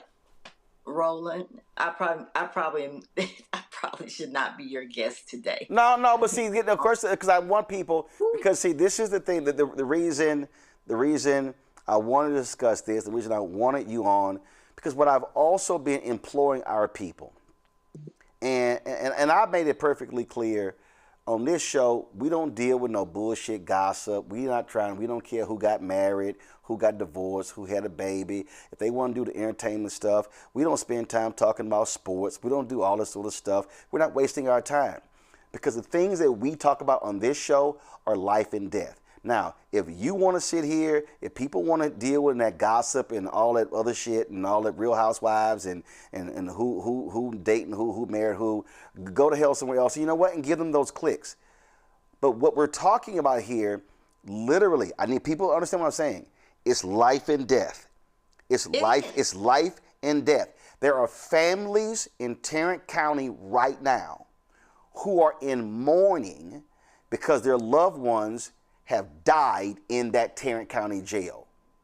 And that judge, what's his name? The guy you running against? Oh, Judge Tim O'Hare. Yeah, Tim O'Hare. Executive. In Texas, we call him a county judge. Yeah, Tim O'Hare hasn't done a damn thing. The MAGA sheriff hasn't done a damn thing. You got this right-wing crazed DA, what's his name? Bill Sorrells, that his punk ass was, I had him there today to talk about this election integrity task. And isn't he on the ballot in November? No. Yes, he is. And we have a sister running against him, and she's cold. Okay, so Kara, get her on the show. The reason I want all to explain, because, and I said this months ago when I said that the AKs, you remember, the Alphas, the D9, all these groups, there should be a massive black mobilization happening in Tarrant County because people are dying. They are dying. And so when you talk about cutting polling locations, what they're trying to do is to keep folk from voting because, let's be real, I want you to explain to the people, because they are scared. Those special elections that y'all had in Tarrant County, they are seeing Democratic turnout. They're seeing, those were white folks. Those were white folks who were mad with those Moms for Liberty people and the crap they were doing with banning books and stuff along those lines. And they said enough. So Tim O'Hare and Soros, they are scared to death that they are going to lose in November, and that's why they cut these locations. That's why they're proposing to cut these locations. Yes. Look, I'm going to go to the jail desk for just a second. In June, June, I had 3 jail deaths in 4 days. Hear me. June 15th, June 16th, June 8th, I had 3 jail deaths in 4 days. And then 7 days later, I had a 4th. This is in June. So in 10 days, in the Tarrant County Jail, I had 4 jail deaths. 2 of them, they took the shackles off and released them on their deathbed to say that they were not in custody deaths. That is the kind of leadership I am dealing with here in Tarrant County, almost by myself on that commissioner's court. Thank God for the activists and advocates that I work with daily. They are white, they're Latino, they are Black, and I work with them. I am the people. And so we were able to get out there today. They knew, I told them that, hey, the lists are going to be voted upon on Tuesday, and they mobilized. And I give them a lot of credit for coming down there. We had, 156 speakers. We had, lots more, hundreds more that sent in comments, and they just let my colleagues have it today. But this is important. These people are cutting us out in our primary. So in my Democratic primary, we had 40,000 more people vote than the Republicans had in their primary. They are scared. And before that, we had that Senate District 9 race with Taylor Rimmet, a white union guy, really great guy, up against 2 Republicans with millions of dollars. I think Taylor raised $100,000. And he got into a runoff with one of those wealthy Republicans, and he won. He won a special election for a Senate race. And so the Democrats in Tarrant County, I don't know what's going on. We're losing. We lost the commissioner again. I'm going to go to my panelist, get her back, because I really want her to finish. The reason we're harping on this, because, again, Mustafa, I need people to see how they're trying to rig elections. Trump keeps yelling about how elections got rigged. He has no proof. What they're doing is, this is how they're actually doing. I think we got Commissioner back. So, Commissioner, you were making a point. Go ahead. Yes. And so, yes, look, my 3 Republican colleagues, they're MAGA. They stop at nothing. Today, the people we stopped them today. I will be adding polling places back to the list next, whenever we meet again. I have a list of polling places I am going to propose adding back. They'll probably vote them down. They may add 1 or 2 from their communities, Southlake and Keller and places like that. But I am going to, I'll probably have a list of 30 that I'm going to try to add back. It is just ridiculous, the depths that these guys go to. They cannot win. He is not going to beat me. I guarantee it. He is not going to beat me. I'm not a rah-rah cheerleader chick. I'm just telling you what our polls show, what his polls show, and his leadership and how loathed he is in Dallas-Fort Worth. So I'm going to beat him. They're going to try and cheat. Yeah, listen. They're gonna try all they can to rig. And again, I need people to understand. I'm trying to paint a broader picture. We're talking about them cutting polling locations, but I need people to understand what is literally happening in this county under Republicans. Look, they're in power. There are numerous people. Y'all, there was a federal investigation under Biden-Harris of the Tarrant County Jail, and when Trump got in, it went away. And people continue to die in that jail, and they refuse to answer why. What is going on in the Tarrant County Jail? And even though you have an elected sheriff, Commissioner's Court controls the budget. So they have a say-so in what's going on. Yep. This sheriff's been in office since 2017. 80 in custody deaths. That is a lot. That is an exorbitant amount. Tarrant County has 69 elected officials in the county clerk, district clerk, sheriff, commissioners. There are 7 of us who are Democrats. So this is a MAGA-run county, and it is about to flip. It's going to flip. I'm going to be the county judge. There's a brother who is running for my seat, Dr. Jarrett Williams. He was on the Fort Worth City Council 2 years. I think he's like 36 or something like that. Brilliant. So I can win county judge. I need Jarrett to win precinct 2, or else I won't have control of that court. And so we need control of that court so I can fix this county, stop all this insanity, all these jail deaths. We need a new district attorney. Tiffany Burks is phenomenal. She used to be first chair over at the DA's office for years, and she's in private practice now. We have a slate of judicial candidates, a bunch of bad sisters, and white brothers and sisters running too. So it is prime for Tarrant County to flip, and we've got to do it. Now, of course, Tim O'Hare's he's going to have millions, and I'm not going to have that. So we just, we've been block walking. The Democratic Party here has been unified. We need Black people to show up at these polls. They really need to help us volunteer, but they do need to show up at the polls. They need to get their cousins, them, and everybody in November to vote in these local elections. Local, because y'all call me when your people get in jail. Yep. And I go see about them. I get them their tampons. I get all that. I make sure all that happens. So that's y'all calling me. Y'all can't get Talarico on the phone. Y'all can get me on the phone and my staff. Questions from the panel. Brian, you first.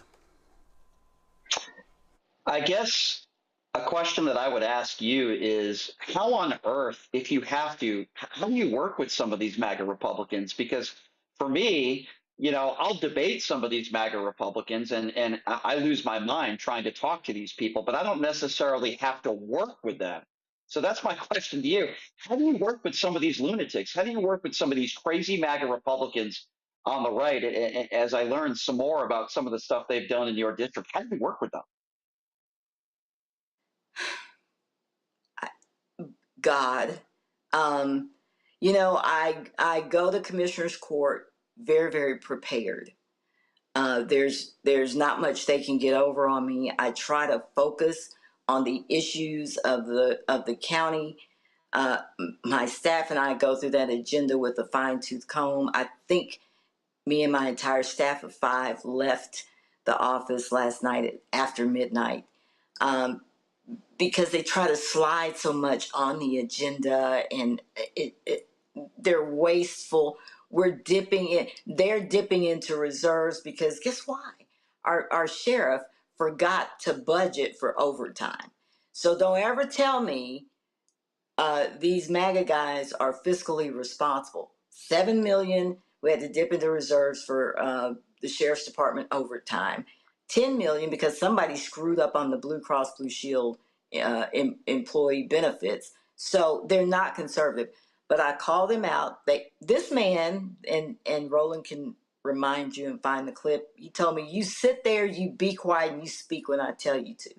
And I'm like, oh my God, and it's just, they vote against every proposal I want. It could be for, it's for the community. It's for sub-recipients. It's for community groups. It's for people. It's for programs. They vote against. They just 1, 2, 3 vote against it. It is tough. It is disheartening. I am thankful for the advocates. Again, thank God for the great white people, the Latinos, and my brothers and sisters who don't leave me down there. If I couldn't look out in that audience and see those folks, I probably would have crumbled by now. But I'm here for it, and I'm thankful for the advocates. Joe? I'll say the same thing, Commissioner, I said to Jasmine Crockett. You strike me as a real one. Don't take but a minute to see that. But I want to ask you two things. First of all, this recent hearing, you have the overflow rooms. You have a lot of people there going there, obviously scared to death of you running. That's why, they didn't made you special, that they want to actually cut away, hundreds of polling places, right? Are you optimistic that people are actually getting it, that they really understand and they're tired enough, sick and tired enough of being sick and tired, that they'll do what they need to do as you do the things that you need to do to, among other things, bridge build? It's hard to be a bridge builder when you're dealing with the things that you're dealing with, but you're finding a way to do it. And connected to that, how do those regular folks support your campaign? So, yes, I am very optimistic that people in Dallas-Fort Worth have gotten it. And I'll give you some reasons why. Because Jasmine and I are close. We've been knowing each other since before either of us were elected. When I was NAACP president, and she used to help me with my cases and stuff like that. And so I'm not a Jasmine, so I can't walk into some place and people know me, except now I can. Grocery store, restaurant, and people come up, any ethnicity, I promise you, and say, I got your back. Thank you for doing what you're doing. How do you put up with it? Can I give you a hug? So people are getting it. When I call, they come. All of the organizations, there's all sorts of organizations doing the work, but they are working together. So it can be unity in the community. It could be the Fort Worth Tarrant County NAACP. It could be the Justice Coalition of Tarrant County. It could be United Fort Worth. It could be the Broadway Baptist Church. They all work together, and their focus is on the county. They look at the school district, they look at city council, but our county judge and myself, the focus is on the county, and people I can be in Dallas, I can be in Frisco, and people go, oh my God, it's you. Thank you for doing what you're doing. So, of course, campaigns take money, and so, I don't know if I can do this here. VoteAlisa.com. Yes, you can. Right, Roland? Thank you.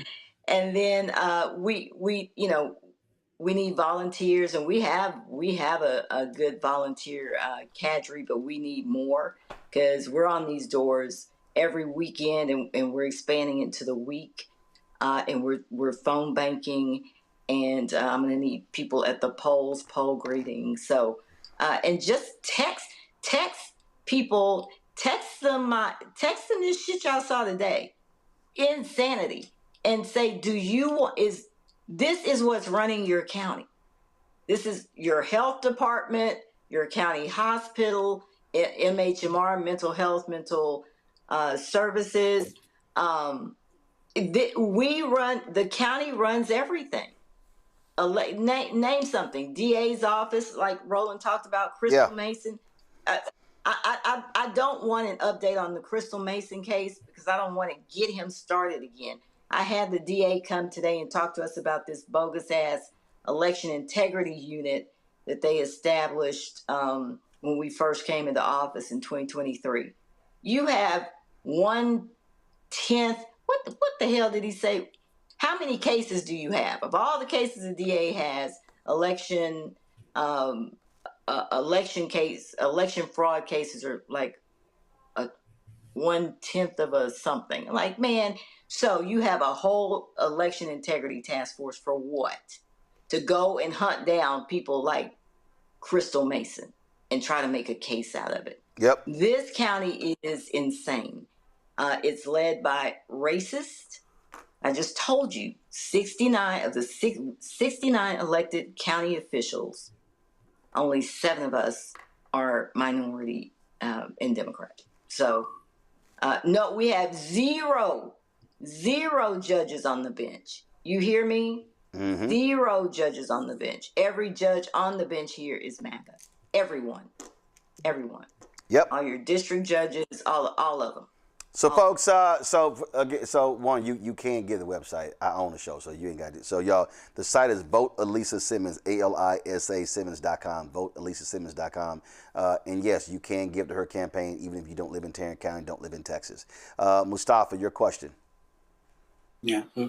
Commissioner, it's good to see you again. My granddaddy taught me that you have to help people to be able to see a brighter day. I'm curious if you could share with folks how the day will be brighter when you're elected. When I am elected, I will respect people's First Amendment rights. I will go back to, we meet once a month. How do you conduct the business of a county? We're the 3rd largest county in Texas, okay? We're the 14th largest county in the country. These guys, to try and shut me up, and all of the advocates that we get down to the court meetings, we went from 4 meetings to 2 meetings to 1 meeting a month. And we meet at 10 a.m.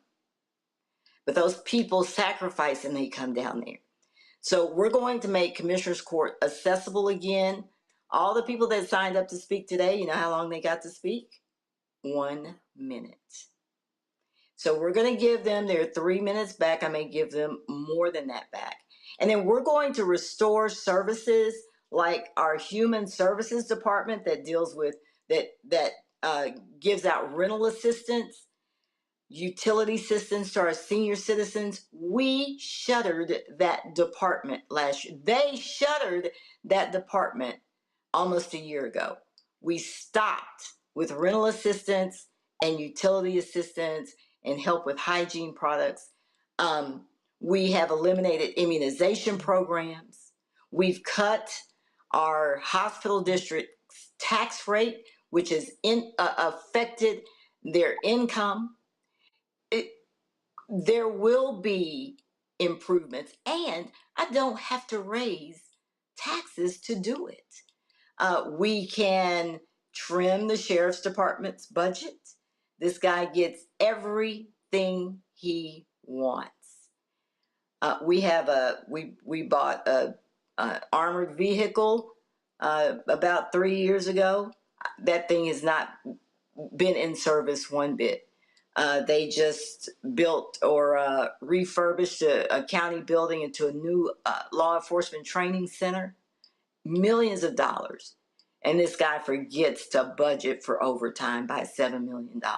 So the people can expect access, and they already have access with me. They can expect transparency. We're going to have public dashboards that show what's going on in our jail, what's going on at the DA's office. There's just so much that can be improved here in this county for our constituents. Absolutely. Folks, again, we're going to keep covering this. And this is the thing that what I keep trying to tell y'all. All y'all little simple Simons be yelling, oh, man, you shilling for Democrats. I just walk y'all through how people in Tarrant County, how black people are being neglected by MAGA Republicans. Folks, when you look at the Tarrant County jail, it's a lot of black people in that jail. And the people are dying, and there's literally no accountability. This show will be 8 years old on September 4th. It's a month from now. Do y'all know that Crystal Mason was on my first show? It is insane that we will be celebrating our 8th anniversary, and Crystal Mason is still fighting that DA in Tarrant County. That's why we should be having a massive, massive turnout of our people. And I hope your AKA sisters and my Alpha brothers and Kappas and Omegas and Deltas and Sigmas and Iotas and Zetas and Prince Hall Mason and Eastern Star and Jack and Jill and Lynx and Sigma Pi Phi Fraternity Boule, non-Greek churches. I hope we are seeing folk put the work in to have the largest black turnout they've ever seen in Tarrant County, to elect you county judge, to elect a new DA, to elect new commissioners, because I keep telling black people, We cannot leave our power at home. Sitting on the couch is not an option, and this is the time for us to show our power and let them know, you keep playing with us, we're going to show you how we roll. Commissioner Simmons. I think we're going to show them this time. We're going to show them. All right. I look forward to having you back. Thanks a lot. All right. Thank you, Roland. Bye-bye. Can black people, y'all, black people just want to mind their business. We just want to go shop. We just want to go to a restaurant. We just want to have our kids sell lemonade on the side. And we've shown y'all before when these racist Karens and Kens roll up on black folk who are at pools. And what's crazy to me is that these racist white folk really believe that this is Jim Crow, where they get the right to demand to see our ID. That they get to walk around and say, we belong here, y'all don't belong here. Prove to me you live here. Lee Merritt, Texas attorney, posted this on his social media page of another encounter of a racist ass white woman accosting a black family who was just trying to enjoy the damn pool. Okay, so I'm gonna record this. So I'm sitting out here with the pool with my children. I'm the only black man out here. So the nice white people come out here and tell me if I don't show them my ID, I have to leave. But no one else has to show their ID. So now she's finna call the police on me. And the police are gonna come in front of my children. And they smiling. Look at her smiling. They're smiling. She's smiling. But our residents here. I'm telling you, I don't want to be recorded. You being recorded. I'll be here. When the police come, I'll be here. So now they're calling the police on me. Karen and her friend, she's smiling because they're going to call the police on me because I don't have an ID on me. Who takes an ID to the swimming pool? And not just that, nobody else has been asked to show their identification. All right, let's see how this works out. This is crazy. Now my children are here. This is in front of my children. Welcome to Chicago. Look at the white man, he's swimming. The guy, there's a kid over there, does he need his ID?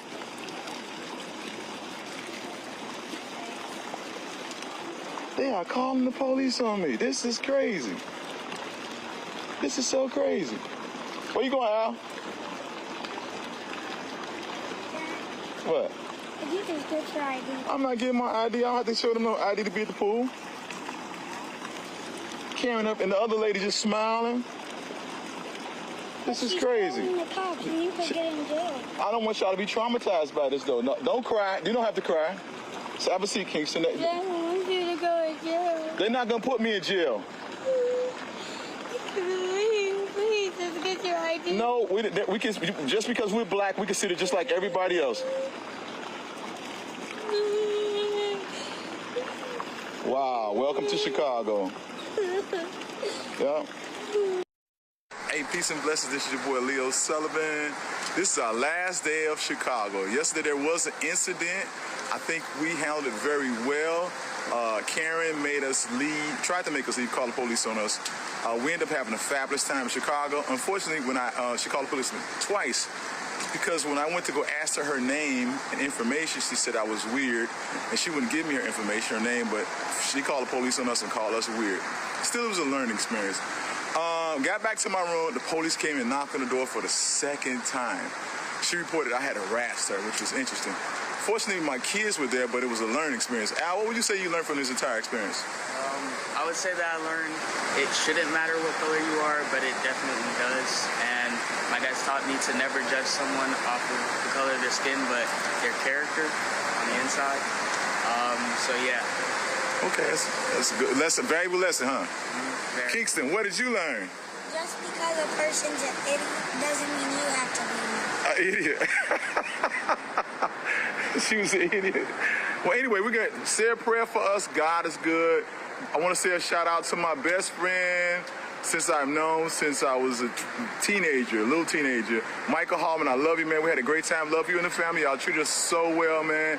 And we can't let one bad experience dictate, you know, what is best for humanity and what's best for our children. We learned a lot from this. Take us out, y'all. All right. We the Sullivans. We the Sullivans. Okay.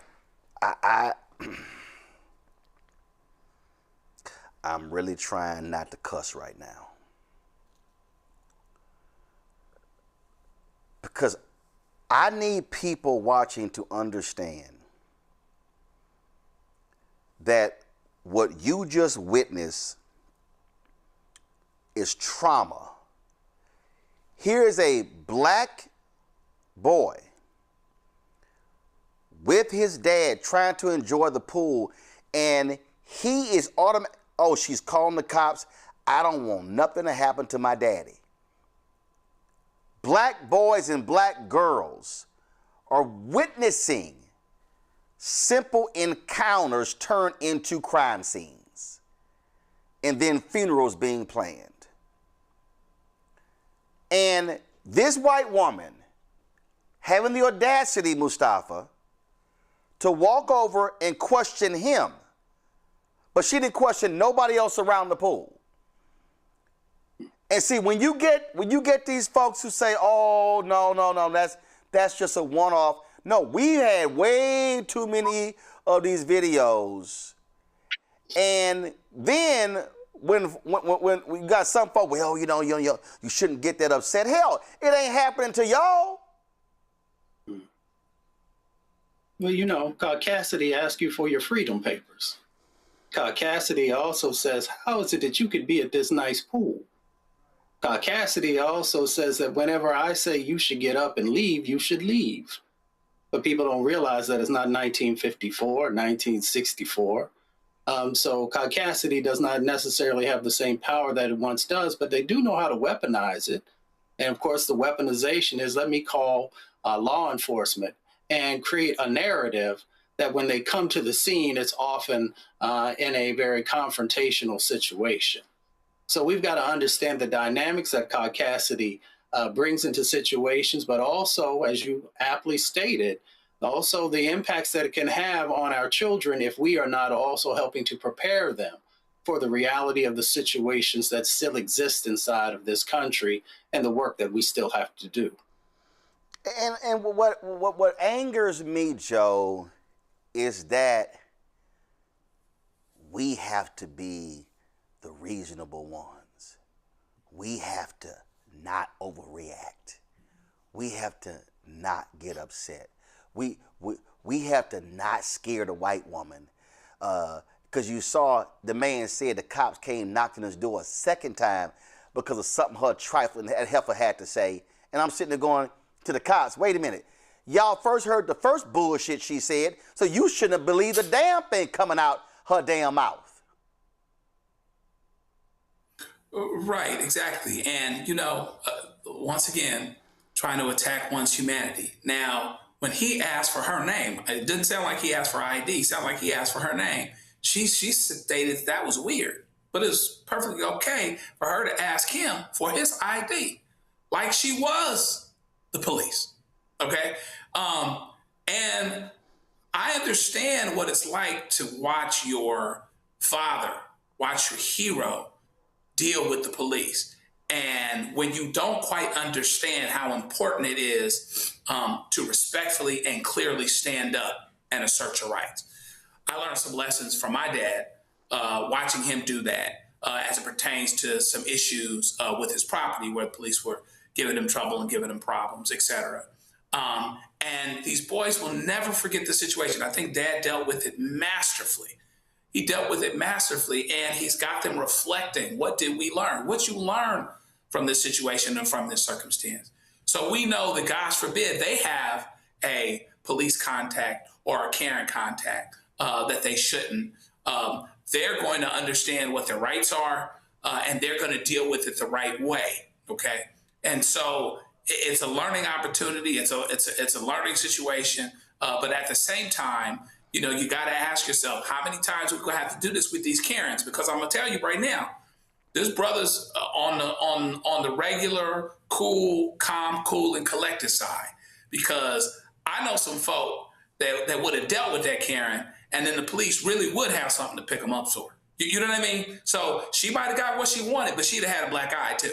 You know what I mean? So she's lucky that this father was rational and the way that he needed to be. And so hopefully we can continue to use that as an example, see that for what it is, and say, as much as we want to curse, fight, whatever it is it might be, where we are morally justified in doing that and having righteous indignation, we know that the best thing that we can do to protect our children, protect our families, is to be seen as following the law, and do everything that we can so that if I've got a complaint and you got to complain, you got to call somebody like me, then hopefully it's because you lived through the contact, and you can move forward from there if you're still around. Brian, this woman is a modern-day Carolyn Bryant.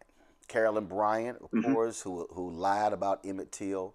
This woman lied. Yep. And this woman felt that her whiteness gave her authority to demand his ID, to demand his name. And if you don't give me what I'm asking you, I'm calling the cops on your black ass. That's literally what she did. Embarrassing to watch, really embarrassing. I have a couple solutions here. First of all, I believe when people call the police like this, and clearly this is a case of racism, that woman should have to foot the bill. How much money did it cost taxpayers to have those police officers come out not once, but twice, for no reason at all? So if it's proven that she called the police for no reason, which clearly the only reason is that they're just black people that are enjoying themselves at a pool, she should have to foot the bill. The taxpayers have to pay to have these police officers come out here.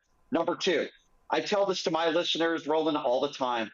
I'm glad that he recorded this. Let's make her famous so that everybody knows who's the resident racist in your community. Find out who this woman's name is. Put it out all over social media. People need to know who these people are. I don't care whether you see someone treating somebody poorly because of the color of their skin at a 7-Eleven, if it's at a pool, if it's at a McDonald's. Make these people famous, put them on social media, find out where they work, and I hope this woman loses her job. I really do, because she's an embarrassment to society. She's an embarrassment to people who look like me. And I thought that young man who recorded this, the father, did a great job. And you have to record these people. You know, that's why we have cell phones with cameras down. Listen, I agree with you, but let me remind you, the white racist who called that black kid the N-word at the park, the racist donated $750,000 to her. Yep. You're right. So I mean, and there are people like TNC Entertainment, people who are calling these people out, but this is just who these folks are. But when we see this, we're going to definitely show it, because we want to keep reminding folk that this is still happening in 2026. Quick break. We come back. ShopBlackStarNetwork.com segment. All right, folks, let me get personal for a second. My mom had questions about her Medicare, so she called Chapter, a Medicare advisory company, and she texted me right after saying it's a great benefit. It was easy. A real person walked her through the whole thing, and now she understands better what's going on. But it's not just her. A woman in Yonkers wrote in saying the process was so simple, the enrollment was easy, and she was so glad she called. Then there's Marilyn, 90 years old, in Florida, living on Social Security.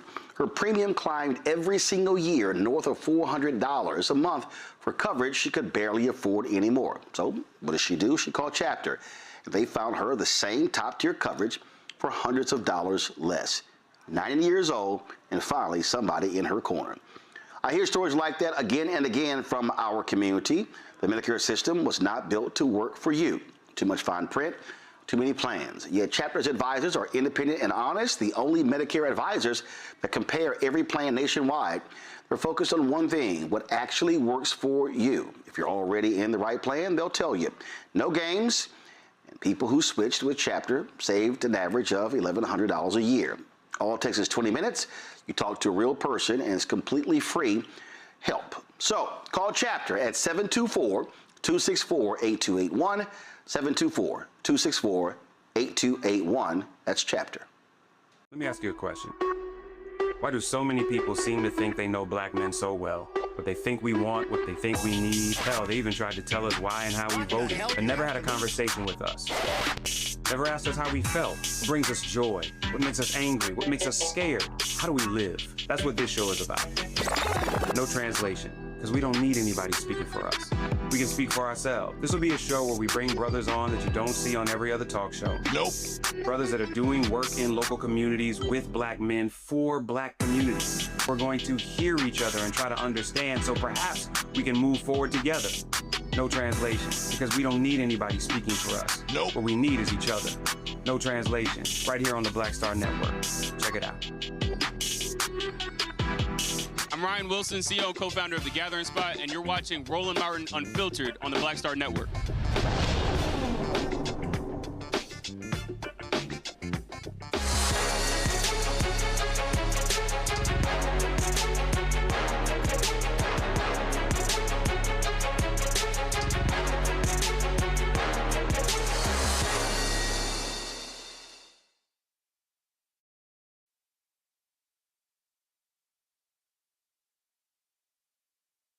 Created our marketplace segment specifically to highlight and promote black-owned businesses. What we have to recognize is that many of our businesses are actually sole proprietors, single businesses. And so how do we build capacity? Build capacity by being able to spread the word. So we created Shop Black Star Network for them to be able to sell their wares, also be able to promote. So let's say you're now looking for some authentic African jewelry. Well, Kendi Amani, a black-owned jewelry brand, features handcrafted pieces that have been made in Kenya. Each piece is crafted using eco-friendly materials, with many of the designs made from sustainably sourced brass. Founder Kendi Amani joins us now from Chicago. Glad to have you here. Kendi, why did you start this? What precipitated you wanting to do this? Wow, so many things. Thank you for having me here today, Roland. Actually, piggybacking off the segment you just had, I actually had a career in technology, and I worked with many municipalities in introducing body-worn video camera technology. I did that for many years and decided it was time for a switch. The travel that I used to do was great, and in those travels, I discovered a passion that I had lying dormant inside of me for so many years. And that passion turned into this business, which allows me to connect my women back home with my women here. So I started Kendi Amani 8 years ago, and we are a fashion accessory brand. I like to say we are inspired by Africa and designed for adventure. So we have all kinds of items designed to elevate you as you go about your day-to-day adventures. Pleasure to be here. So were you in Kenya, and were you just blown away by what you saw? I'm from Kenya originally. Gotcha. Okay. So yeah. Now, so how long did you live there before you came to the United States? I came here when I was a teenager. Okay. Okay. And so you came as a teenager, and then you said, hey, you know what? I see all this other jewelry. I think our stuff looks better. Basically, yes. So I was always drawn to the vibrant colors that I would see in the marketplaces back home, that I would see women making. I always thought it was absolutely beautiful. But because we are from a colonial society, so many beautiful things that we had have been muted over the years, not even just in the US, but even in Africa. So there's this new resurgence of appreciation of our craftsmanship, of our beautiful goods that we can create. And so I saw an opportunity for myself to work with the women there, so creating opportunities, but also showcasing the world what we're capable of, and using these traditional techniques to make modern day pieces that everybody here loves. So now when you say traditional, we say traditional techniques, what does that mean? we bead by hand. So we're not using any machines. We're using the traditional beading methods. Some of our products do not feature any metals. We're using traditional beading closures. And so this is meticulous work that only skilled beaders can do. Each and every bead that you see like on these pieces is placed by hand. And so this is a special craft. This is something you really don't find anymore. And we're also able to handcraft all of our products. So whether it's our vibrant, beautiful Ankara African print sun hats that we use sewing machines, but we sew them one by hand. We have our travel bags that you'll see shortly, also made in our own facilities. And so we're very proud not only to also source our materials from Kenya. We have our workmanship, mostly women working on these products in Kenya, but we also, the rest of our team is mostly also women in Kenya. So our marketing, our social media, and that's all intentional. We are going to be the answer. Cool. So we have this necklace right here. This of the continent here. What I do like about it, you can zoom in if you can, or another one of the cameras. What I do like, so typically when I've seen necklaces of the continent, it'll be just the continent here, but you actually have this other piece that's attached to it, which I think gives it a bit more character. Right, and that piece you're holding is adjustable. So that is a draw. It's a drawstring. You can adjust it to make it longer or shorter. I thought you would like that, and that's why I included it. But what we do with all of our pieces is we add. I see. Okay, something different. I see right here. You can stand out. I see right here. It says a drawstring. Yeah, I see. I got it. We're also creating pieces that work for everyone, and so it's that is cool. Gender neutral. Right, you can make it as long. And so they're functional, beautiful, and again, designed to elevate your everyday look. Okay, all right then. And what do we have here? You have the same piece that's behind me. This is our Maasai necklace in long. I have it on today as well. Oh, Such cool. a statement piece. This is a showstopper. Every time anyone wears this piece, they get overflooded with compliments. Not one, not two. People get stopped everywhere. Where did you get that necklace? And so this is for the people that really want to stand out in their life. They take their life seriously. Like, we've got one life to live here. And so the way you show up everywhere in your everyday life is the journey that we're here to support you on. And so this is a fun piece. It comes in so many beautiful colors, assortments. And what you're seeing right now is my special beading assortment. So that is a custom color combination that I put together, and brass collar, so that you have that regal, that royal look that so many people associate with African culture, because it is.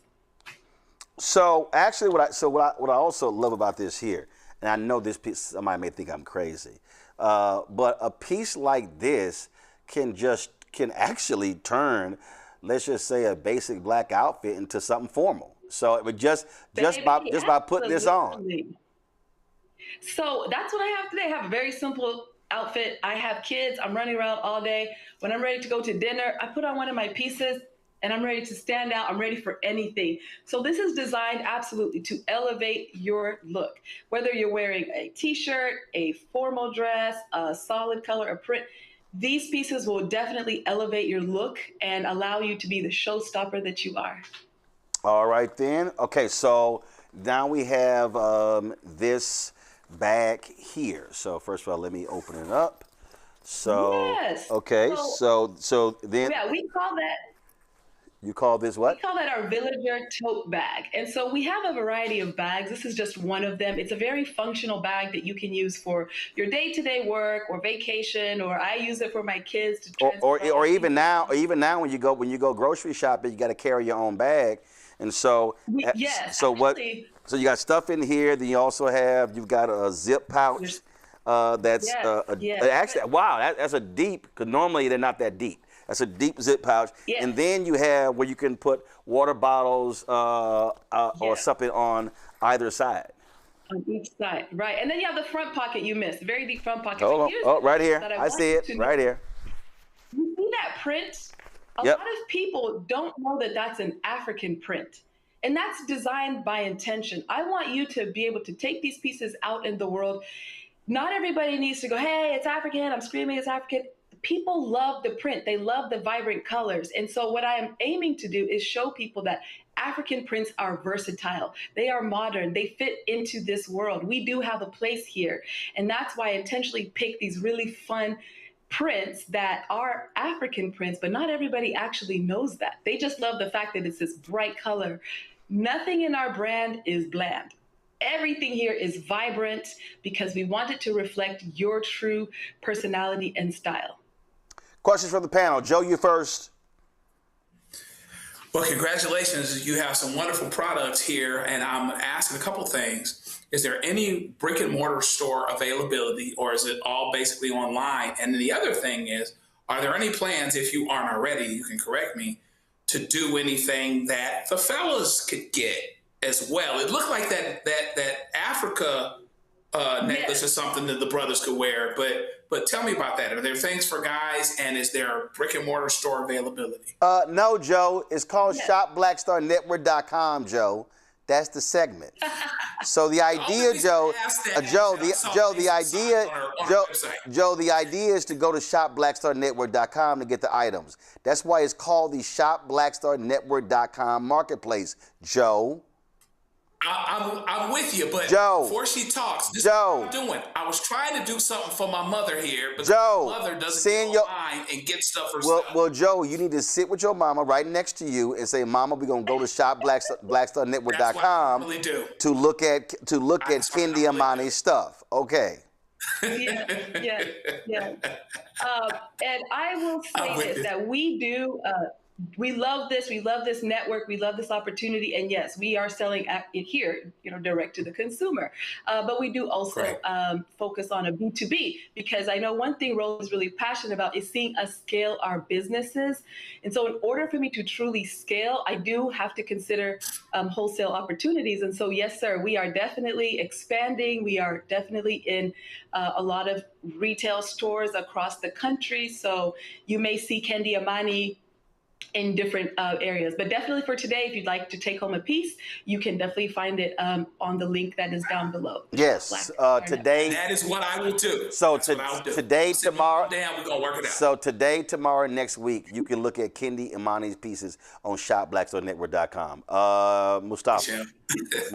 Well, sister, congratulations. These are beautiful. You make me feel like I'm back in Mombasa and a couple of other places I used to spend time. You talked about sustainably sourced materials. Can you just quickly speak about why that's so incredibly important? Oh, it's so important. I even want to touch on what you just talked about, Mombasa. So right here, I have a cowrie shell bracelet and a cowrie shell ring. These are from the coast of Kenya, Mombasa. And so actually it's a lot of effort for us to get these cowrie shells from there, to prepare them for our jewelry, and then to get the licensing required by the United States to actually import them here. But it's really important for us to do that and not use plastic. You see a lot of people making imitation cowrie shells and things like that. We're using cowrie shells that we're already finding in nature. And so that's one of the examples of the materials that we use. We use a lot of recycled brass as well to make these pieces. Then we sometimes, some pieces we might coat with gold.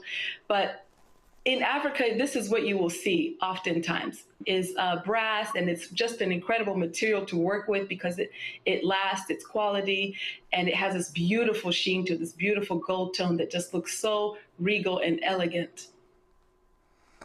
We also consider our sustainability in our packaging. So when you get a package from us, most of the time it's going to be craft recycled packaging. And you may not know this, but in Kenya, we banned plastic bags a long time ago. And so one reason that we have these bags that we make is because we want to encourage people to stay away from plastic. And let me tell you something, that is a... Your shopping bag. Yeah, that is actually, it's a huge deal. When I was last in Ghana in 2019, Renee, oh my God, why does it escape me right now? She actually, she has a whole design outfit where they take glass products and plastics and also old jeans and turn them into products. If y'all go to our YouTube channel, you'll actually see when I interviewed her And so you're right, because she was telling me the damage that plastics has been making on Ghana. Go ahead. Yeah, and so you'll see some beautiful pieces like these earrings here. These are our Kazuri earrings. Look kind of backwards here. And this, again, is made of the recycled brass bone. So in Africa, we use every part of the animal to honor that creature. So whether we're consuming it or using the bone to make jewelry. And then we also have a reclaimed wood. So this is another example of how we can use these sustainable materials to create these beautiful, beautiful pieces just for you. Cool. Brian. Well, congratulations. I guess my question, well, two questions. Where is this made? Where are your factories? And what's the scale of pricing for some of the stuff that you're wearing? Great question. Thank you for asking that. So we do not have any factories. That's not how we operate in Africa. In Africa, we have women, real people, real moms, real sisters who handcraft these pieces. These women are what you would call here artisans. This is what they know. They're doing the techniques that have been passed down to them through the generations. And so this is the unique business model that I have. When I've gotten orders in the past from, say, Home Shopping Network, QVC, HSN, we have to make a lot of handmade pieces fast, right, in order to fulfill the demand. So we bring on more and more women to do the project for us. So we create we have beading circles that we can create where we teach the women how to make the product, and they go and they make it and they turn it into us, and they meet our specifications and our guidelines. These women are business owners too. And so this is how we're creating a large ecosystem of women business leaders, women artisans, all being supported by your purchase.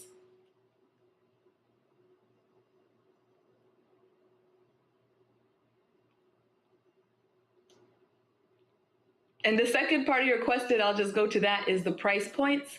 So as far as pricing goes, our items are very attainable, most of them around the $45 price point. And so again, very, very, very attainable, so that you can take something home with you today. Yeah, well, of course, as usual, my dad is watching, and so he wants me to bring the African necklace home. I'm like, dude, come on now. Jesus. All right. So, all right, y'all. So do me a favor. I want y'all to go to shopblackstarnetwork.com. Go to shopblackstarnetwork.com. Check out what Kendi Amani has, y'all. Some amazing necklaces, earrings, safari bag, tote bag, beaded necklaces. So all kind of great stuff. And yeah, the prices are $39, $45, $65. 48, 149, 20, 65, 125, 65, 45, 45, 35. Very reasonable. And remember, when you buy products, Joe, from shopblackstarnetwork.com, you're also supporting. Yes, sir, I got you. You're also supporting the Black Star Network as well. And so that's why we do this. And so, Kendi, we certainly appreciate it. Great job. Phenomenal products. And good luck. And I hope our viewers absolutely buy all of your stuff up. Thank you very much, Roland. We appreciate this opportunity. All right. Thanks a bunch, folks. That is it for us. That's it for us. Let me thank Joe, Brian, and Mustafa for being on today's show. Certainly appreciate it, gentlemen. Thanks a bunch, folks. Listen, you know, it's so funny. You know, I had somebody who sat here and said, well, you know, why aren't you sitting here, you know, supporting a Black American business? You know what, Ray Sean, who made that stupid comment on the YouTube channel.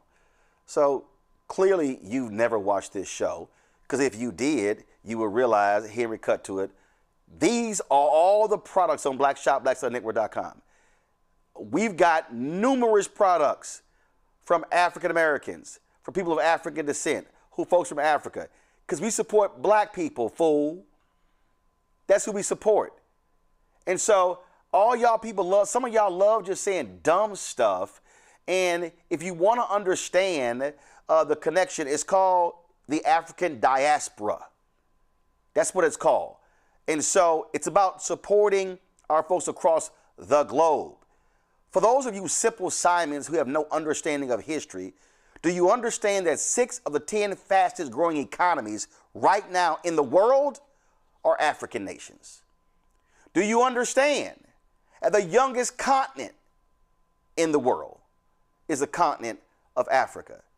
Do you understand that over the next 50 to 75 years, the actual growth of the world population will be in Africa? And so what you also don't understand, Rayshawn, or whatever the hell your name is that there are tremendous opportunities for African Americans, Black Americans, whatever name you want to use, to connect with brothers and sisters in Africa. So maybe you should go do some history. Maybe you should go do some reading. Maybe you should go look up somebody called Reverend Leon Sullivan and the Sullivan Principles, where he sponsored an annual conference that brought together African American, Black American business entrepreneurs and folks on the motherland. I sat with the previous president of Ghana, who talked about the tremendous natural resources in the motherland and the smarts and the brilliance of many African Americans. He said, and how we need to connect. When I went to Ghana and did our 8 or 9 part series, if you go actually watch it, you will see there's a sister who actually has the largest wastewater management company in Ghana. You will understand what is happening with Black businesses going to Liberia and Senegal and what's happening in Nigeria. Maybe if you actually do some reading, you'll realize a recent deal that Viola Davis and her husband struck a deal with the South Africans who are financing many of her television and movie projects. See, when you are a simpleton and you just say silly stuff like that, you don't even understand the logic. Do you understand that white Americans do business in Europe? They have business interests in France, Germany, England, Italy, other countries. You have folks doing business in Indonesia, Japan, China, doing business in Dubai, numerous, Oman, many of those nations. So how silly it is to question a Kenyan American who now lives in Chicago. Why are you featuring her business? You're not featuring a Black American. We have, and we will. And we don't care if you don't like it. Folks, if you're watching on YouTube, hit the like button.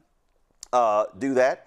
We want you to do that for our support. What we are about, folks, is about speaking to the issues that go on. I made it perfectly clear. We don't waste time with trash because we are living in a moment where African Americans must be fed tremendous amounts of information. Y'all saw the movie Malcolm X. And what did Elijah Muhammad say?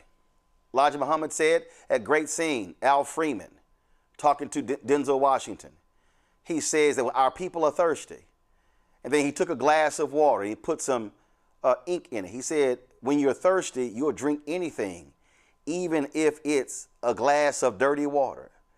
But then he said, he showed a glass of clean water. He said, but if we give our people this, they'll drink this. And so that's what this show is all about. So I don't waste time with haters. I don't waste time with naysayers, with critics, because what we are about, how are we feeding our people information about what's going on, to give them a heads up about attacks that are happening on our communities, and how do we also reach a collective to be able to build a much more united force. You heard me numerous times talk about Dr. King, what he said on April 3rd, 1968 at Mason Temple. When he said that if we are going to move as a people, we must do so as a collective, not as individuals. And so that's what we do here. So when it comes to news and politics in our marketplace segment, that's what we do. That's what we will do. And we won't stop. As long as there's breath in my body, we're going to fight for our voting rights. We're going to fight for economic rights. We're going to fight for respect. We're going to fight to ensure that our children and our children's children have a future. Because as Paul Robeson said, our folks built this country. We are here, and we damn well are going to challenge this country to do right by our folks. I'm very clear as to where I stand on that. All right, folks, if you want to join our Bring the Fuck fan club, our goal is to get 20,000 of our fans contributing on average $50 each a year. That's $4.19 a month, 13 cents a day. That supports this show and all of our other shows as well. We want to build new shows on this network because we're not interested in the gossip, in all the reality shows and all that stuff. We need to be having strong, black-centered health shows, business shows, entrepreneurial shows, all of that. And that's what we're doing here at the Black Star Network. So if you want to contribute to us via Cash App, use a Stripe QR code. You see it right here. That's also for credit cards as well. If you're listening, go to blackstarnetwork.com for ways to give. Checks and money order, make it payable to Roland Martin Unfiltered. P.O. Box 57196, Washington, D.C. 20037-0196. PayPal's R Martin Unfiltered. Venmo RM Unfiltered. Zelle Roland at RolandSMartin.com. Roland at RolandMartinUnfiltered.com.